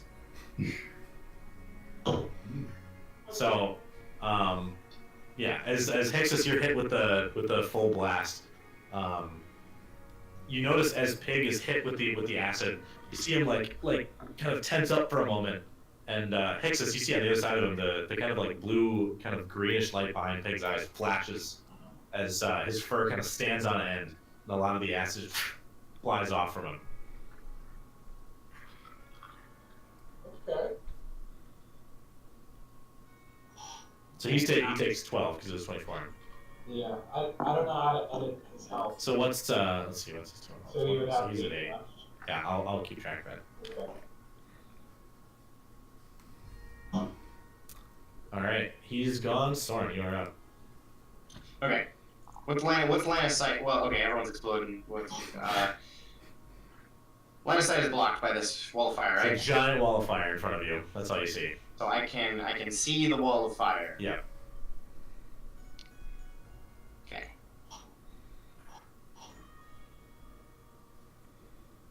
How tall is this spire of black ice? over here? From Would I be here able you to, like, judge keep it about on the it's corner about, or something? it's about 10 feet tall. It's pretty tall. The Okay. one in the center is like 15 to 17 feet. They're pretty large. I guess I'm going to. What's this? Like 25. Okay. So it says 40 feet, but I think it's farther than that. But I'm going to move. What is this?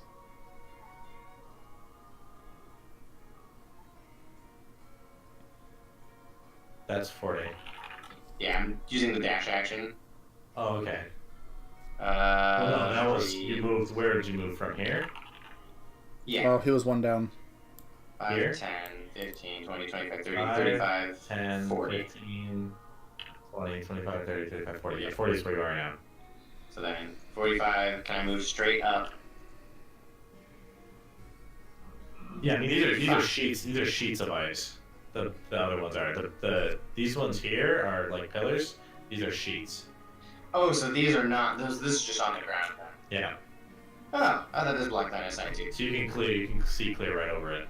Okay. Well, that's So that's my dash action. I'm gonna move to there, and I'm gonna bonus action move my hex since I think Yeah. the guy that I hexed You look before, over and he's just a puddle of acid. He's technically at or below 0 hit points, so I'm gonna hex. Far below 0 hit points. I'm gonna hex the Dragonborn. Yeah. I'm gonna pick strength again. I think it seems like a reasonable ability score to limit. Push him down, guys. He can't. Or dex. Nah, strength. Strength. All right. Disadvantage. Disadvantage on strength checks, and that's it. All right. It's the Dragonborn's turn. Climbing down from the horse, he finishes drawing the longsword in front of him, and he kind of swings it around in his hand and just quietly just takes one strike at Alron in front of him. That will be a natural one as Alron just ducks. He is going to use his other action. He's going to make another attack at you. That'll be a 19. Yeah, he's good. That hits. Mm-hmm. All right, so that is. Where's his thing? Let's scroll. Fuck, this scrolls too. Are you kidding me?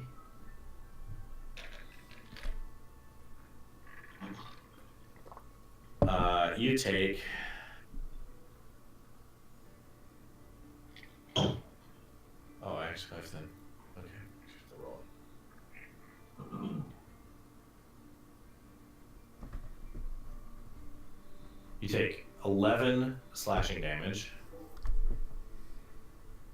and 4 acid damage. I'm sorry, poison damage. I don't know if you're resistant to that. As you just manage to find a kink in your armor, he then in his right hand once more he flashes that crackling energy, and you see him kind of hold it up for a moment. He kind of turns towards the wall. His eyes kind of drift up towards the sky as if he's like almost like smelling for something, but he doesn't inhale. And then he turns his eyes back towards the wall, puts a hand out, and lets a blast out. Marleone and Pate make dexterity saving throws.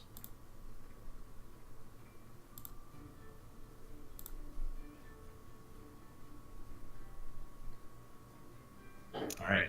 As you're both kind of like watching what happens to Hixus to the left, you hear this crackling sound come from beyond the wall, and as you look, you see a hole opens up in it as a blast of that dark energy flies out towards both of you. You manage to duck. Marleone, you don't take any because you have evasion, right? Yep. Pate, however, you take 19 force damage. So you saved it, so you can take half. Oh, It okay. comes through the wall, and for a moment you see the blue dragonborn's face through the hole as the fire roars back up. Jesus. So you would take, what, 9 or 10, 10? I think? Because it We're runs rounding down. up, right? No, it runs down, I believe. Right? Oh, then Does it 9. run down or no?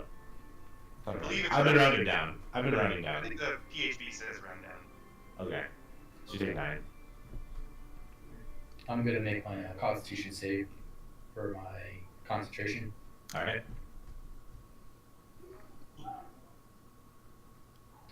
Alright. And he is going to take a few steps around you. He's gonna like move here. He's so Yeah. funky now. Or no. It's only on that one side, it's a 10-foot danger, so move there. He'll just kind of like strafe around you. And that's gonna be his turn. Hey, you're up.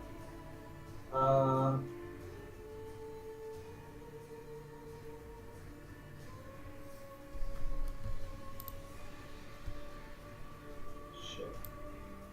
If I go here, this little square right here, can you see? With the measuring tool, yeah. Yeah, would I have vision on him? Even though there's a little thingy right there? It would give him partial cover Okay. if you're to like shoot something at him or target with a spell that isn't AoE. Okay, I'll go there regardless. Alright. And I'm going to cast. What am I going to cast?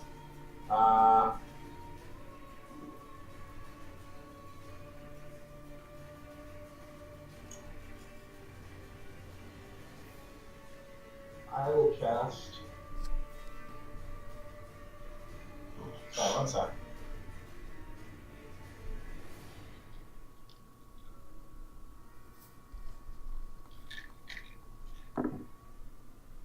Okay. I'm gonna cast Fairy Fire. Right.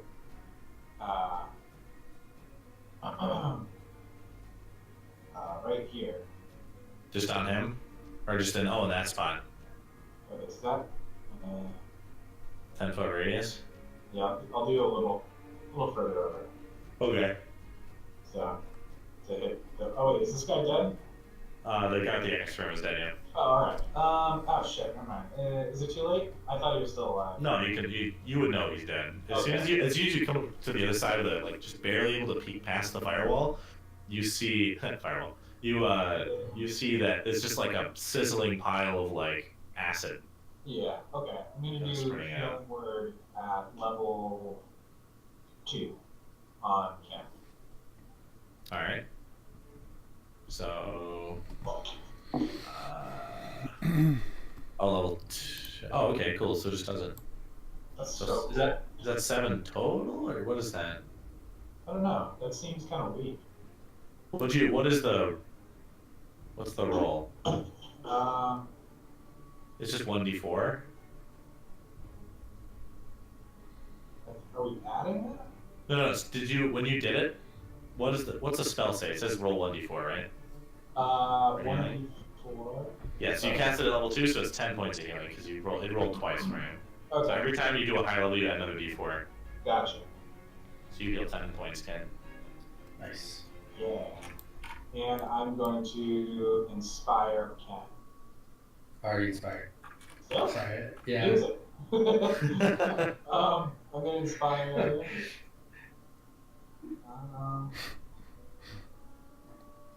Inspire Pig.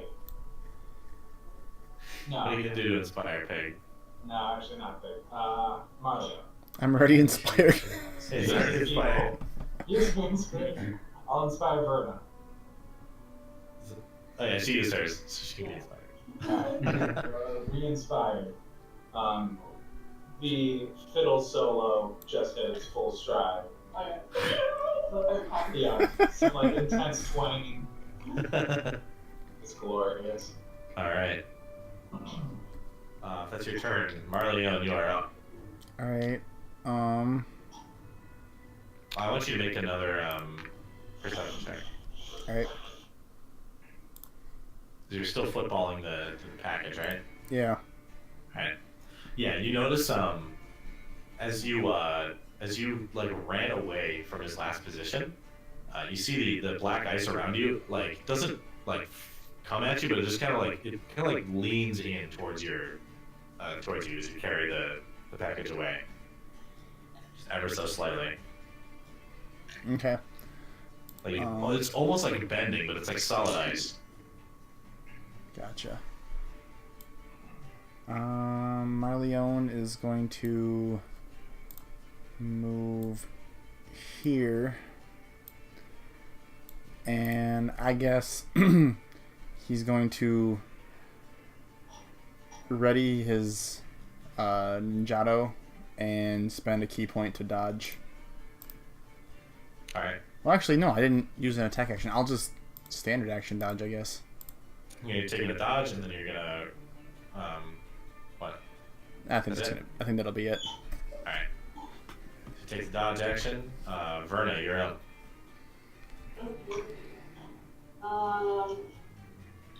So I'm going to cast Blight on that dude. Very important dude. All right. Blight's just a targeted creature. It's not. Yeah. Yeah, it's just a target creature. Constitution saving throw. Yep. All right. What's your DC? Is 14. Double fail. He will. Sorry. His save. He does not save. I should say that. Okay, so he does not save, so then he takes full AP, which goes into 43. 43. As you cast Blight out on him, you see it like he catches him off guard as he's just brushed past Allrond. You can feel the necrotic energy like wrap around him as he puts his hand out, kind of closes his fist, and you see a lot of the Blight energy gets sucked into his fist actually, and he holds it for a moment. He kind of winces. You feel like it did damage to him as you see those like familiar signs of Blight. However, you feel like it didn't do the full amount that it would have. Like you feel this kind of like necrotic pushback from it. Okay.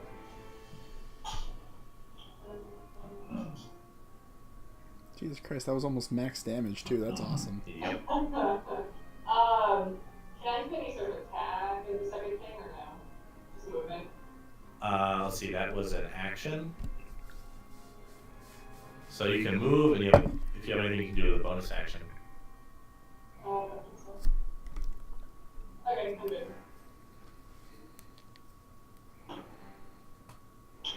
Yeah, I think I'm good, so. Okay. All right. Hixus, you're up. So there's a puddles of acid spreading, yeah? Yeah, spreading out from where you are. You're able to, you could like back it and get away. Okay, and Pig looks fine for the most part. Pig looks rough, but like for the amount of acid that you were just sprayed with, you're like, how is this like literal just random boar alive? Yeah, I guess Hixus is gonna kind of like gesture to his right, and be like, "Come on," to Pig as he backs up away from the obvious acid pool. Yeah. So that's 5.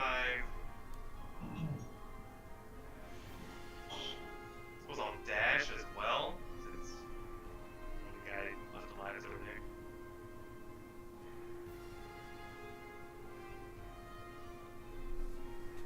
All right. Try not to block Soren's line of sight. And as my bonus action, I might as well just use that second win feature and get HP equals a D10 plus my fighter level back, just like a quick heal. Okay.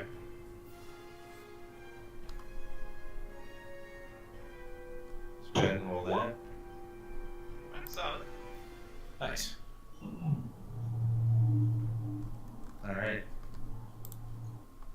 All And that's right. it for me. You are up. Alrighty. Yeah, the whole squad's here. This guy's finished. Alright, I'm gonna move over here so I'm out of the acid pool. And then I'm gonna give this guy 2 strikes.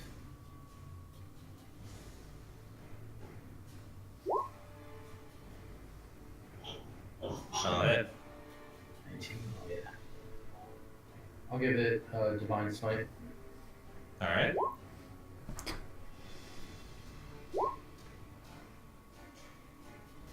As you all see, Auron take a step back and just once again spin the greatsword down. The holy energy radiating off. It just seems to cleave into the sky and massively wound him. And second one?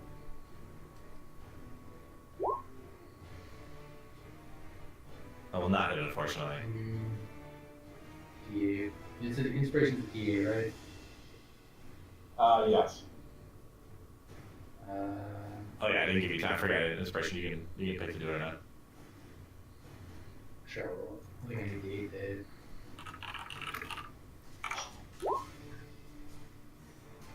$15. No, I will not hit, unfortunately. Yeah. As he just barely manages to like skip under the blade as you try to sweep it out from under his feet. And that is my turn.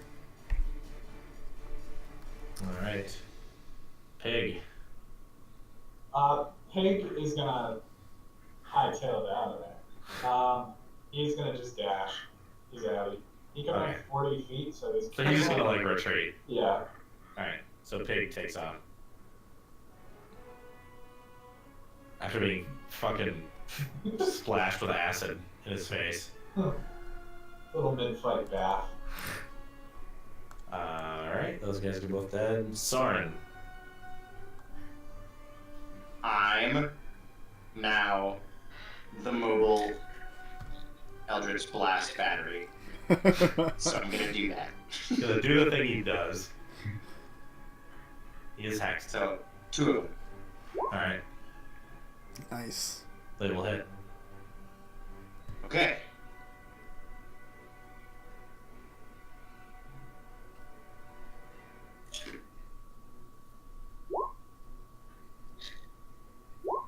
So 19 force damage and 7 necrotic damage. Alright. Where is he exactly? I think I kind of see He's him. right there. Is that He's guy the right? tiny Okay. horse. He's the tiny horse. And so what's this whole area? That is a wall of fire. Okay. And acid. It's a lot of elements in this battlefield right now. This is like a divinity fight. Oh, yeah. I was gonna say, yeah, there's a lot of colors. It's just missing the rain. Yeah. So yeah, same thing. When you feel the necrotic damage like take hold on him, he winces for a moment and it seems to like have a reduced effect. Okay. That's why I separated it. Wasn't sure if that was. So I'm going to push him back into the fire. Okay. So yeah, all of you see as Soren blasts him with an Eldritch Blast, he kind of is like knocked off his feet and he disappears through the wall of fire. Just kind of like a momentary puff of fire makes way and it resumes behind him. So he will take, I believe it's, let's scroll up to it here. Wall of fire is 5d8. So Verna, go ahead and roll 5d8.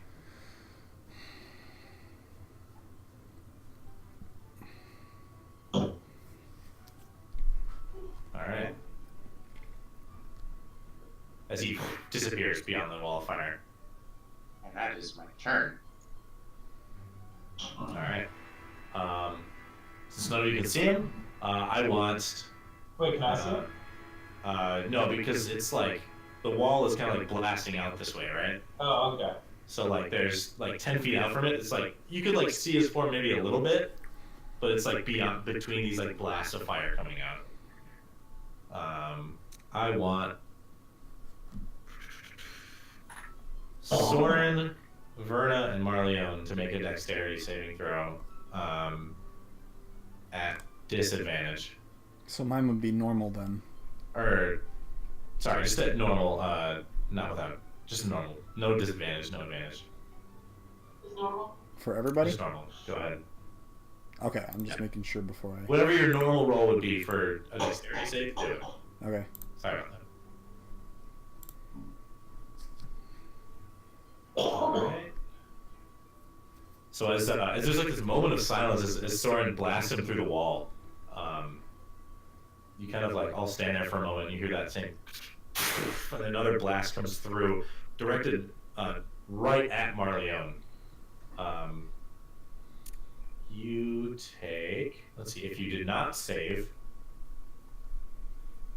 you take 23 force damage, which would be Soren and Vernon failed. 23, you said? Yeah. Ow! What do you mean? It's this giant, it's similar to the Eldritch Blast, but different in composition. Much wider and like, just kind of blasted, centered on Marleone, but it's like hit all three of you. I see. Surprisingly targeted for not being able to see you on the inside of a wall of fire. And as the blast finishes, you see his face once more through the wall, and then just kind of like gets covered again. Jesus Christ, it's like he's a no longer concussive visible. blast instead of Eldritch Blast. And then Teach me how to do this. Does it look like he is like burning? Is he taking damage from the wall of fire, or is he like? You can't see him because he's beyond the wall of fire. Pate, however, you see him move away from it, like try to like avoid being blasted by the fire. He moves.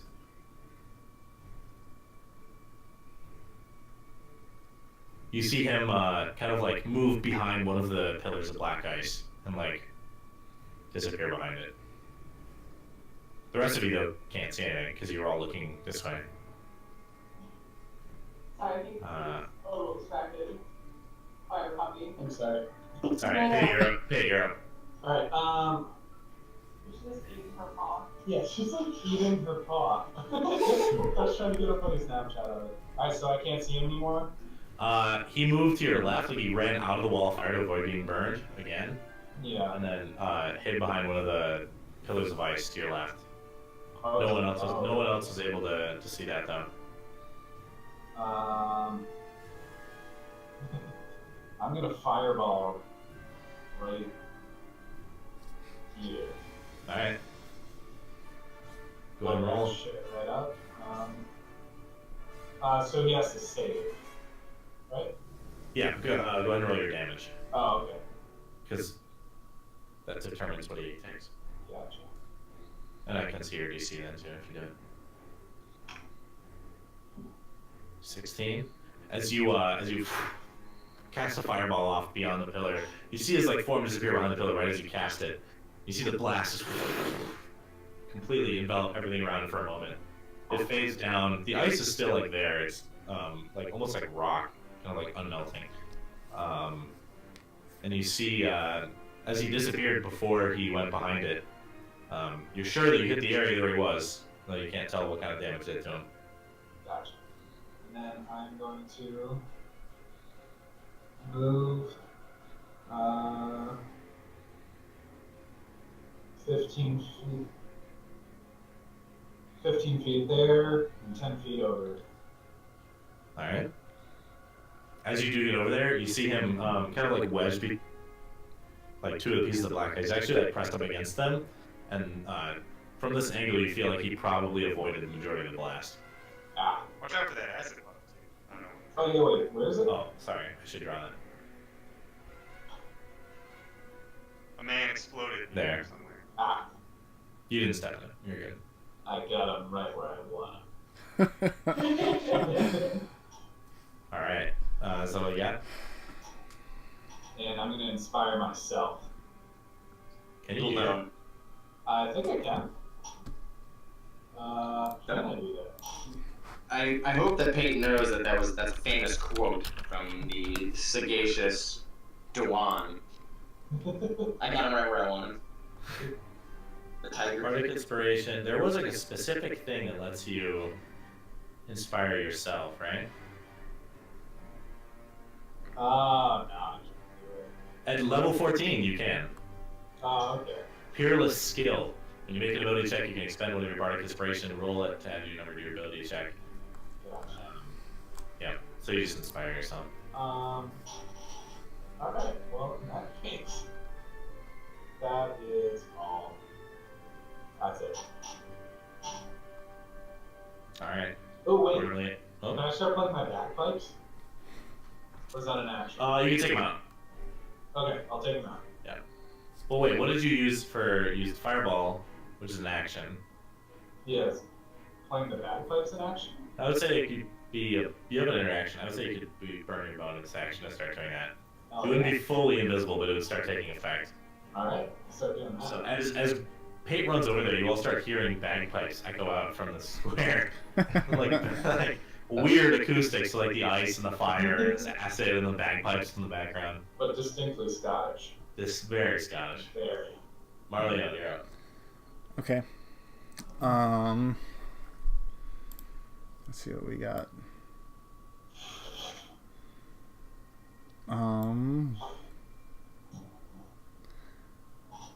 I guess seeing that he's like targeting me, guess I'm gonna move here. And what kind of range do I got on him now? 40 feet. I'm gonna. How did I know this is?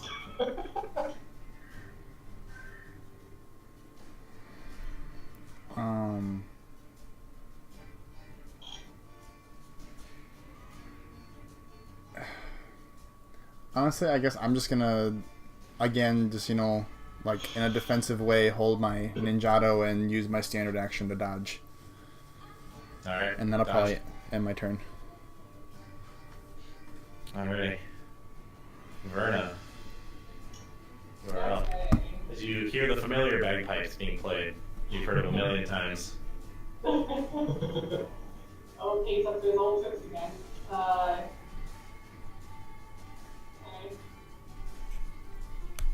I can't afford to get hit again, because if I do, I'm probably gonna die. Because of how the last one went. Oh, are you really low? I'm at 24 health. Oof. And that last one I took 23, I think. Yeah. So, Well, you don't outright die, by raw rules unless you get to negative your total hit points. So the only death that's happened in the party so far is Pig, and that's because Pig had such little health to start. He took more than his maximum amount of health as damage, and that instantly kills you. So if you took like 100 damage, you die instantly. But if you took like 30 right now, you go unconscious, and then the next turn you start making death saves unless somebody comes over and stabilizes you. So you're not dead instantly. yeah, I wouldn't want to say, like, being conscious of yourself. Yeah. Defense side.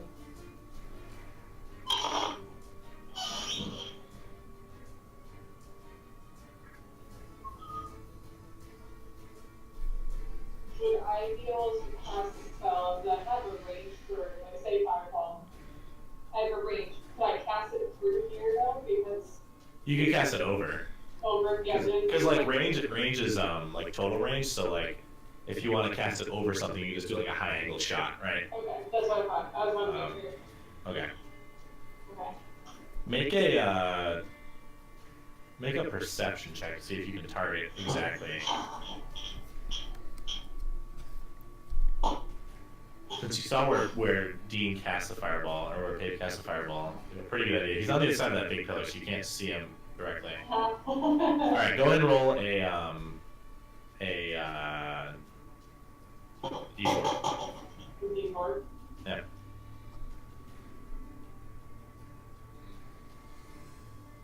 Okay. So, if you were to be targeting him, instead the fireball is going to land here. Okay, yeah, okay. Like, I would say this is where you think, like, he is, before you cast it. Because you know where you're casting it. Yeah. Just between the firewall extending out, you can't see him directly. You had an idea from where Pay was that you're like, I'm pretty sure he's here. So if you want to cast to hit him, you'll have to do it there. Just because you don't have sight on him. Yeah, okay. Then maybe I will.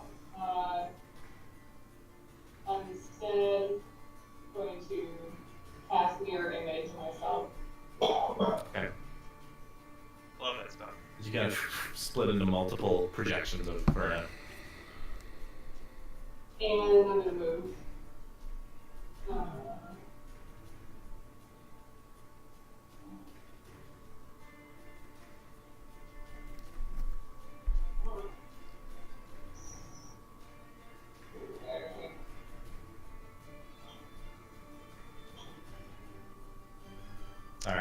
as you come over here, you're able to just see him like peeking through the pillars of ice from where you are now. As Pate just looks at you playing the bagpipes, like vanishes before your eyes. Hixus, you're up. Alright. Kind of an obscure reference, but I guess seeing everybody kind of moving in that general direction. Has everybody seen Thor Ragnarok, that newest one? Yeah. Yep. Yep. I just watched it. You know the part where the executioner's like all covered in like the green goo, and he has to like Thor zooms off and he has to like jog down the bridge. Oh yeah. So, just covered in acid, just like looks at everyone fighting the remaining enemy back where he just was, and kind of starts to jog back.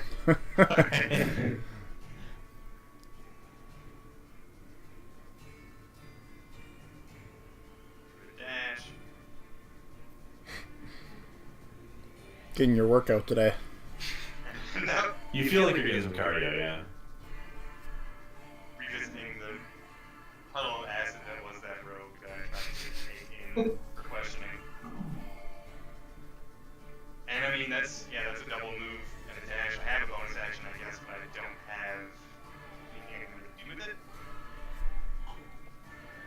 So I'll catch up. Alright. All the day.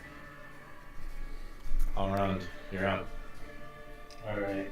I'm gonna start off by lay on handsing myself for 225. Alright.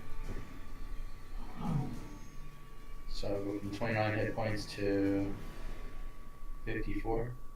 Nice. I think. Yeah, 54. Yeah, 54.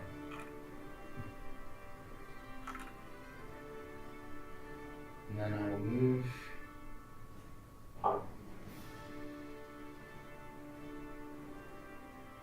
Am I able to squeeze through this? You can try it. You feel like looking at it, there's enough, because this here is not a big block, it's a sheet of ice on the ground. Okay. So there is enough, like, there's a narrow passageway between both of them that, like, it's not physically impossible, but you feel like it'd be close. If you're avoiding to, like, touch them at all. Yeah, I'll avoid them and I'll go through there. So you're gonna try and go through? Yeah. Alright, go ahead and make just a dexterity check. Or, acrobatics check, sorry. Ooh. Are you inspired still? No, I used it to try to make an attack roll. Alright, yeah, you managed to, like, as you're running, you just kind of, like, you, like, sheath your sword for a moment, and just kind of, like, pass right between them.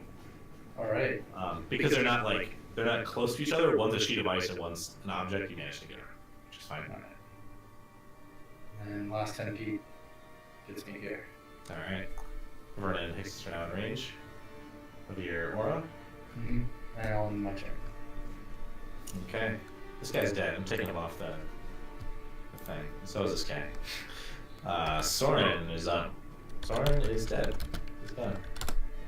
Oh, he's coming back. Taking there. Soren, you're up. I'm up. He's still in that, pretty much in that same spot. Yeah. Well, like, you can't see him from where you are right now. If you wanted to cast something on him that requires line of sight, Yeah. you have a general idea that he's, like, here. Yeah, I keep forgetting that, like, these ones block line of sight, but these ones don't. Yeah. But can I? Because I'm not using the dynamic lighting right now because it's daytime. And yeah. So let's see, I can go to here. Are they slippery? It's ice. I guess I can find Nobody out. stepped on them yet. So yeah, if I like move to there, is that Between cross these it two enough? squares, between these two squares would be fine. If you were to cross this square though, you would have to do something. Possibly. 5, 10. Or maybe not, who knows? 20. Tune in next time. Okay, I'm gonna try it then. Subtle. I'm gonna go from there to there, and that's my 30th foot of movement. Alright. How As am you, I feeling? as you step on the ice, you realize it's ice, so you're able to, like, make sure you don't fall over as soon as you step on it. Go ahead and make a Constitution saving throw, however. Oh, +4. +4. I was +4. Nice. So So 19. you step on the ice, you feel like that that known, familiar, like deep chill of black ice. However, the presence and safety you feel near all around prevents it from taking hold. I don't know why I ever stepped away from you. Alright. I will be at your side from now on. Can I? It looks like I might not really have line of sight. So. You can see him as cover, but you can see him from this point because these are short. These ones are shorter. Like Verna can see him once you move too. Auron's pretty much the only person that can't immediately see him. But he's like, if you were to shoot something at him, he'd have cover. Sure. Which is like a bonus to AC, or is that mischance? Yeah, it's an AC bonus. Okay. Well, lock and load, boys. Magical. Those will hit. Yeah. I can crit with it since it's an attack, right? Correct. Oh, okay. So I'll just roll for that crit. I have to move this because I can't grab his icon. I don't have to confirm crits in this edition. No, What's that you say? You don't. You do not. Okay. And so then any variable dice is doubled, right? Does it make the hex damage crit? So what we've been doing is basically what you usually do is you roll twice as many dice. Yeah. What we're doing is you max out the crit dice, Cool. Okay. and then the other ones you just roll. I wasn't sure if this is because we've been doing that in Pathfinder too, just because it. Because it makes sense. Because like if you roll like 2 1s. Yeah, you can have a crit that's exciting, and then you just it's a wet noodle. Okay. So So one of them is a normal hit. Or for the crit, you just roll a normal amount of dice, and then a max. You take that again, but just max them all out. And then the other one's a normal hit.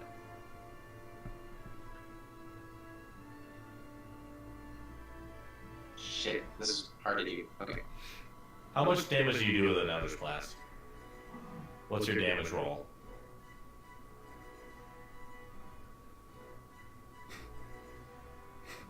The equations are going in his He's head. doing good Ben math. Yeah, so I got it. Is it 2d10? Is your thing? Yes. Okay. So that was 2d10 plus 10 as the normal hits, and then the maximum would be 20 damage for the crit. Okay. As, Plus 2d6 plus 6 for max damage necrotic. So 41 force damage and 12 necrotic damage. Gotcha. As the rest of you begin to gather around, you see Soren take like a step onto this ox. You see like crystalline, like the condensation like freezing on the bottom of his boots as he takes steps onto it. Like he's being almost like frozen from the bottom. He's resisting it. He aims for one moment and takes his hand, puts it out.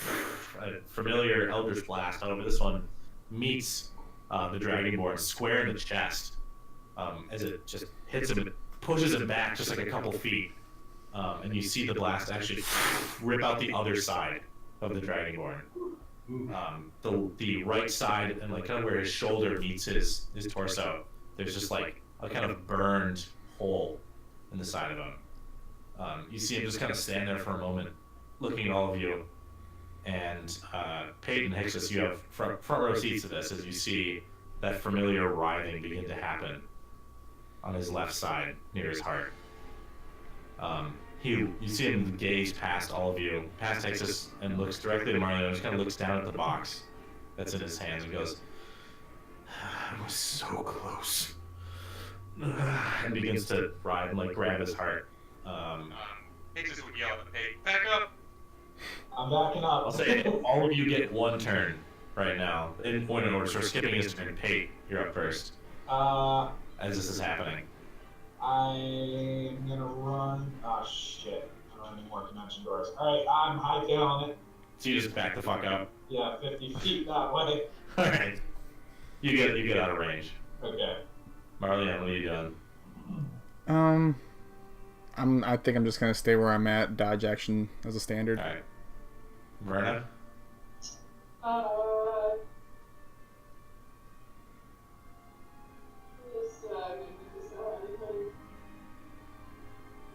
Just back up. Yeah, I was gonna. Does anyone want to do anything besides back up? Do I get the chance to since I just went? Yeah, because you get another turn. This is a full turn now. Yeah, I'm gonna back up and hide behind this crystal. Okay. Besides backing up, does anybody want to not back up? I want to hide behind the crystal besides backing up.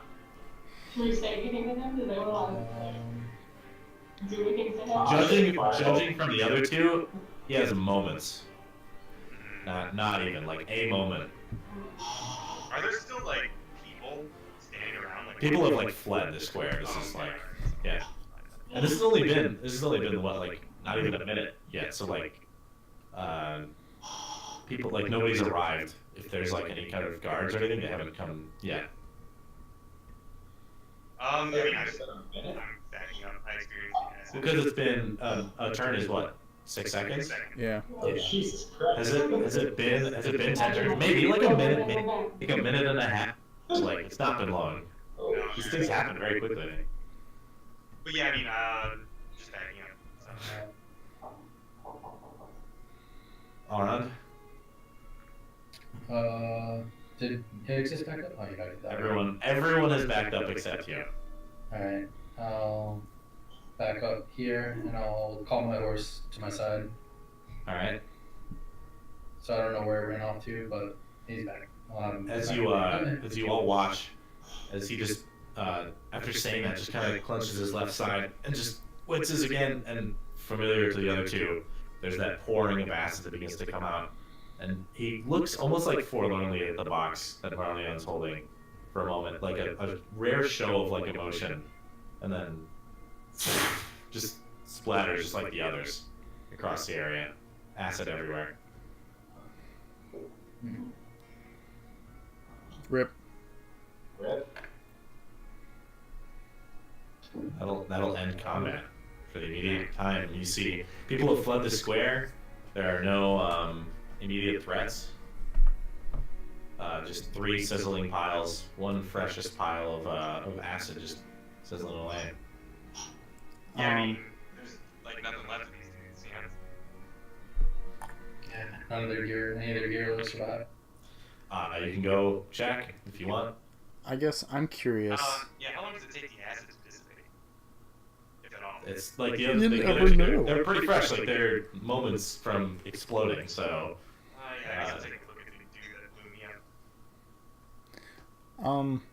I guess I kind of want to approach where the Dragonborn was, and I want to look for specifically any, like, because the last time we dealt with people who exploded into acid, there were like red crystals or red scales or whatever inside them. Mm-hmm. I'm kind of looking for any more of those in case for some All right, reason. go ahead and roll an investigation check. Is the ice still intact? Like everything is still. As he explodes, though, you see that the ice begins to melt familiarly, as how it did when Barrick died.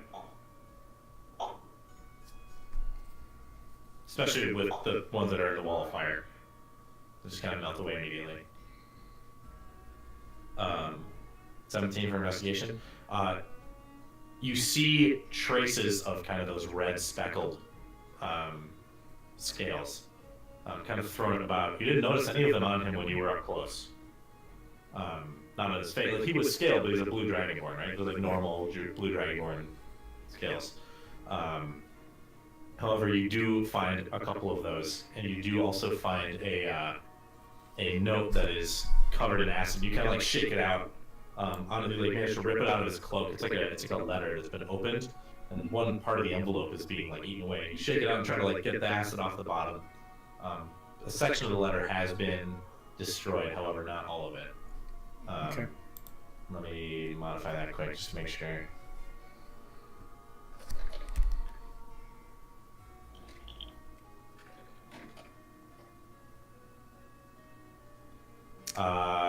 Hixus, you're investigating the guy next to you. Go ahead and roll an investigation for that. And I would assume that Verna takes the firewall down, so that if you guys want to investigate that guy. I'll go investigate that guy. Alright. So go ahead and roll an investigation, Verna. Marliana will give you the note. Okay.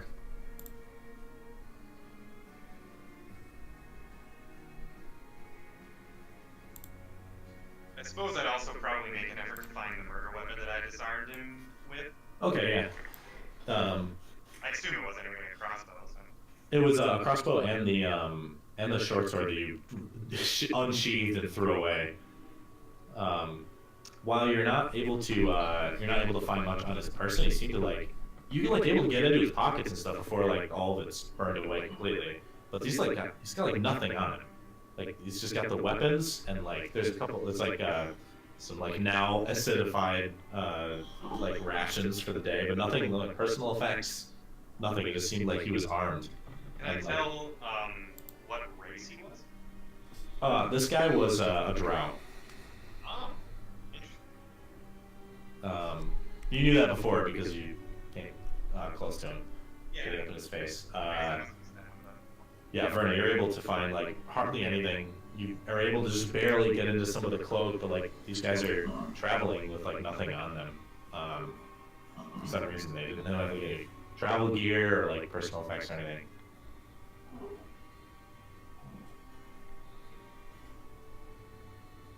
Oh, but you do.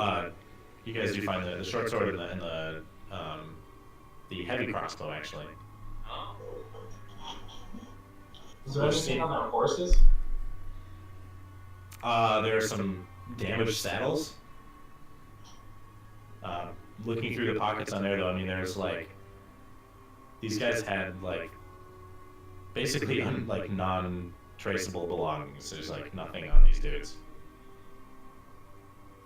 Suspiciously low amounts of things. Did the horse have any gold teeth? It did not. The horse was missing some teeth. Shit. But that was from the fireball. Poor thing. Do you want to share this with the party, Marlene? I'm gonna kind of just speak out.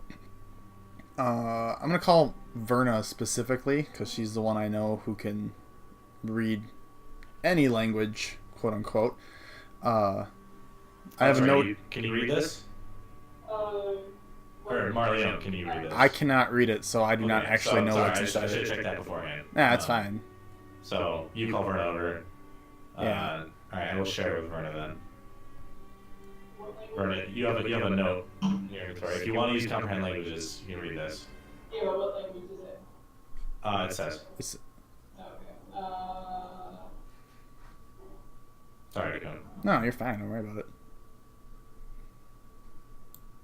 Is it under the more single scoops or? Yes, it should be. Or documents, sorry. Documents.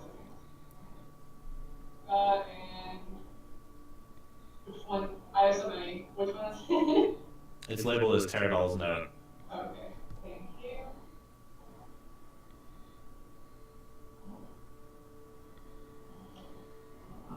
Oh yeah, I actually speak this one. Oh, so you don't have to cast it. Yeah. You're able to just read it. Yep. You prepare to cast it, and you're like, oh, sweet. Well, now I know a lot of languages now, so Yeah. it's actually good. Okay.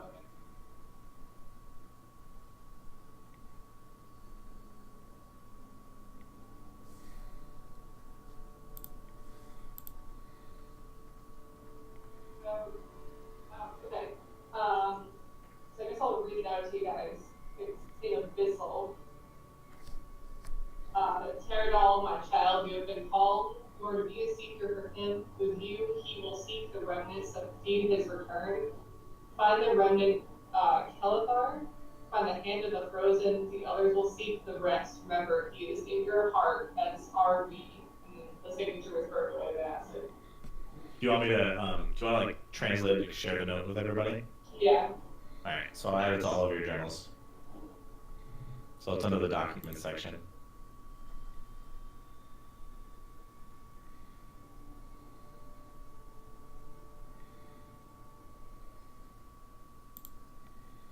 Interesting.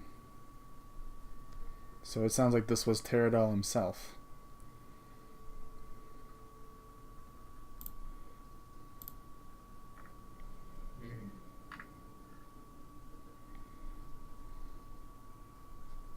Is there any chance that the sword that you carry, Morleone, is either the remnant or the hand of the frozen? I mean, I guess at this point it's entirely possible if he was seeking them. But They were unsuccessful, but it looked like one of his companions tried to take the box from you. yeah, he cut the strap. So I no longer have a backpack, I guess. Is there any blood left? No, actually. It's all just like acid. There's no blood from these guys. Okay. Actually, Like, when you cut them with the weapons, too, they didn't even bleed. Ah, shit. I mean, I guess I wouldn't notice that. Shit, okay. hey Are Soren, there any rings hanging around? What? Are there any rings hanging around? Uh, On their, These are questions. I would say their bodies, but they're all. no, They're for the people dibs. that searched the acid in their bodies and everything, there were no rings. hey Soren. There was one time when I was fishing in the north and I hooked you with my hook. You fixed the tatter in your cape. Is there any way you might be able to do that with these straps? Out of curiosity.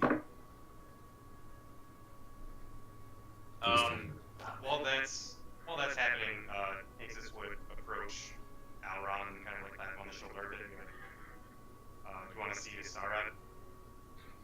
Oh, yeah. I suppose I should go check on him. I'll, yep. Get on my horse and ride out. Well, I don't think they're going to be inviting us back to this place. Yep. Wouldn't be the first time we've been kicked out of a town.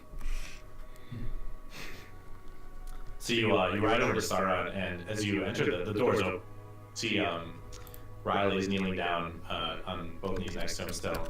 See Saurad's head is back against the wall. He's got his eyes closed. He's just breathing lightly. Because he's still got that like wrapping around his shoulder. See Riley's like pouring some like watery substance like over the wound and like reclosing it over and over. As he sees you come in, kind of like he like eyes you up and just goes, "Did you get him?" The threat's been handled, He kind of sighs and goes. at least for now.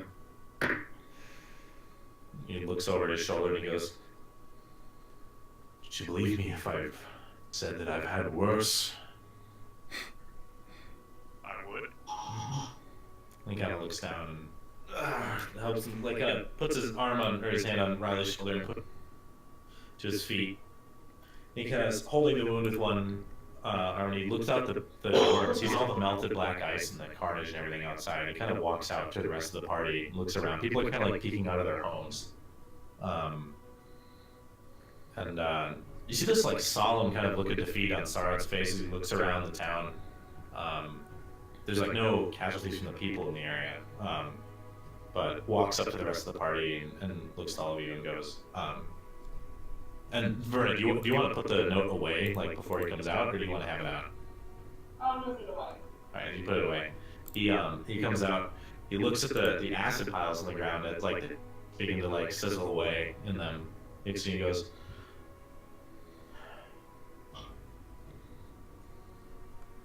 "Did you find out why they came here?" Can't say you were wrong in our talk earlier about the potential dangers of our stay here. That much is clear. But I hope from this, you've learned something. I'm in the dark on what to do. He kind of sighs to all of you. So it was a really weird plane flying over. He goes, "There are a few times that I've been at a loss. If these people came in here undetected and walked right into my city, well, what am I to do to protect it? And I assume now you will be on your way, as I asked, but what do I do now to protect my people from this? Will there be more? Did they say anything?" Tried to take the one that fired the shot in for questioning, but it makes this kind of points to the acid pile. Yeah. If your men ever encounter these things again, you should be careful. Once you've been defeated, they will explode in these piles of acid. Well, I'm not sure how to differentiate a common burglar from one of these few, but it's good to know, I suppose. He just has like this like very defeated look on his face. Very unlike Saurad. Looking back to the party, he goes, well, if they were after that, and he looks at the crate that Marleon's holding in his arms.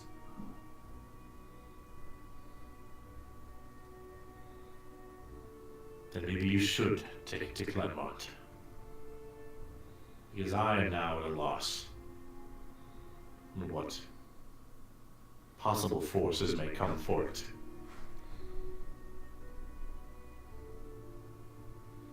More powerful beings than I reside there. But whatever you do, please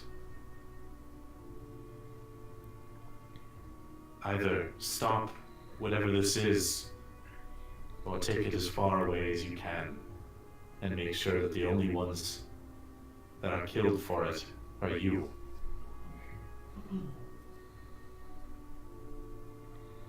He's kind of like shakes his head and looks down back towards Riley, and he goes, get the platoon. We're doing a sweep of the city. We'll find any more of these if they're hiding out. And like, even though he's got that like, still like, you can hear it a little bit, like that wound is still kind of eating away at him. He just turns away, kind of like rests his shoulders free and walks off towards the city. As you are all left with the remnants of this battlefield, we'll leave it there for tonight. Come back to it possibly next week. I will. It's my dad's birthday on Thursday, and it's possible that I won't have time afterwards since we both work at the same place now. I'm assuming I'll probably be taking him out to go somewhere. So I'll let you guys know if we do not play. But otherwise, assume we are. Otherwise, Okay. Honestly, if we wanted to take a week off, I mean, I would not oppose either. it would help me too with preparation. So I'll probably know by tomorrow. Okay. Just keep us posted, man. I'll post it in the announcements and I'll do a tag everybody. Okay. Out of character, Ben, do you still know mending? So that's, yeah, so in character, I would have said, I can't do it on hand, but, the knowledge is in the book, and he, like, pulls in his, like, robe and pulls out the book. If I... Sorry, I gotta head out, guys. I got something going. Okay, that's fine. Yeah. See you guys later. Later, dude. Yeah, if I spend the night, like, probably tomorrow I could fix it if it can wait. I don't know if you're gonna stay here for the night. I don't know. But basically, I need to swap the spell back out. Oh, okay. Minor details. I can do it. Yeah, I could do it if we rest. Like if we have a long rest, I can. Okay, cool. Because this whole time I completely forgot that you had that, so I've been carrying it around half damaged. Well. I know it doesn't heal got anything rid of it. magical, I but got like, rid of it a while ago, but now I can just get it back. Like I can just swap out my spells whenever I level up, and I'm sure I can just. I don't care if I leveled up at the beginning of this session, so I really haven't even had like an official level up. okay, fair, understandable. All I did is like roll hit points, and that was really I increased my charisma score and rolled hit points. That's pretty much all I did. Cool. All right. I still need like a recap of last session. I'm sorry. Dude, I actually recorded the last 2 sessions. Do you want me to just link them to you via email? Sure. Yeah. John said he did the same thing. That would be cool. Yeah, like I woke up to an operations manager from my facility calling me, asking me to go to Detroit. So I'm like, right at the beginning of the session, I was making hotel reservations and flight shit. So I was just like, not here. And then Emily came over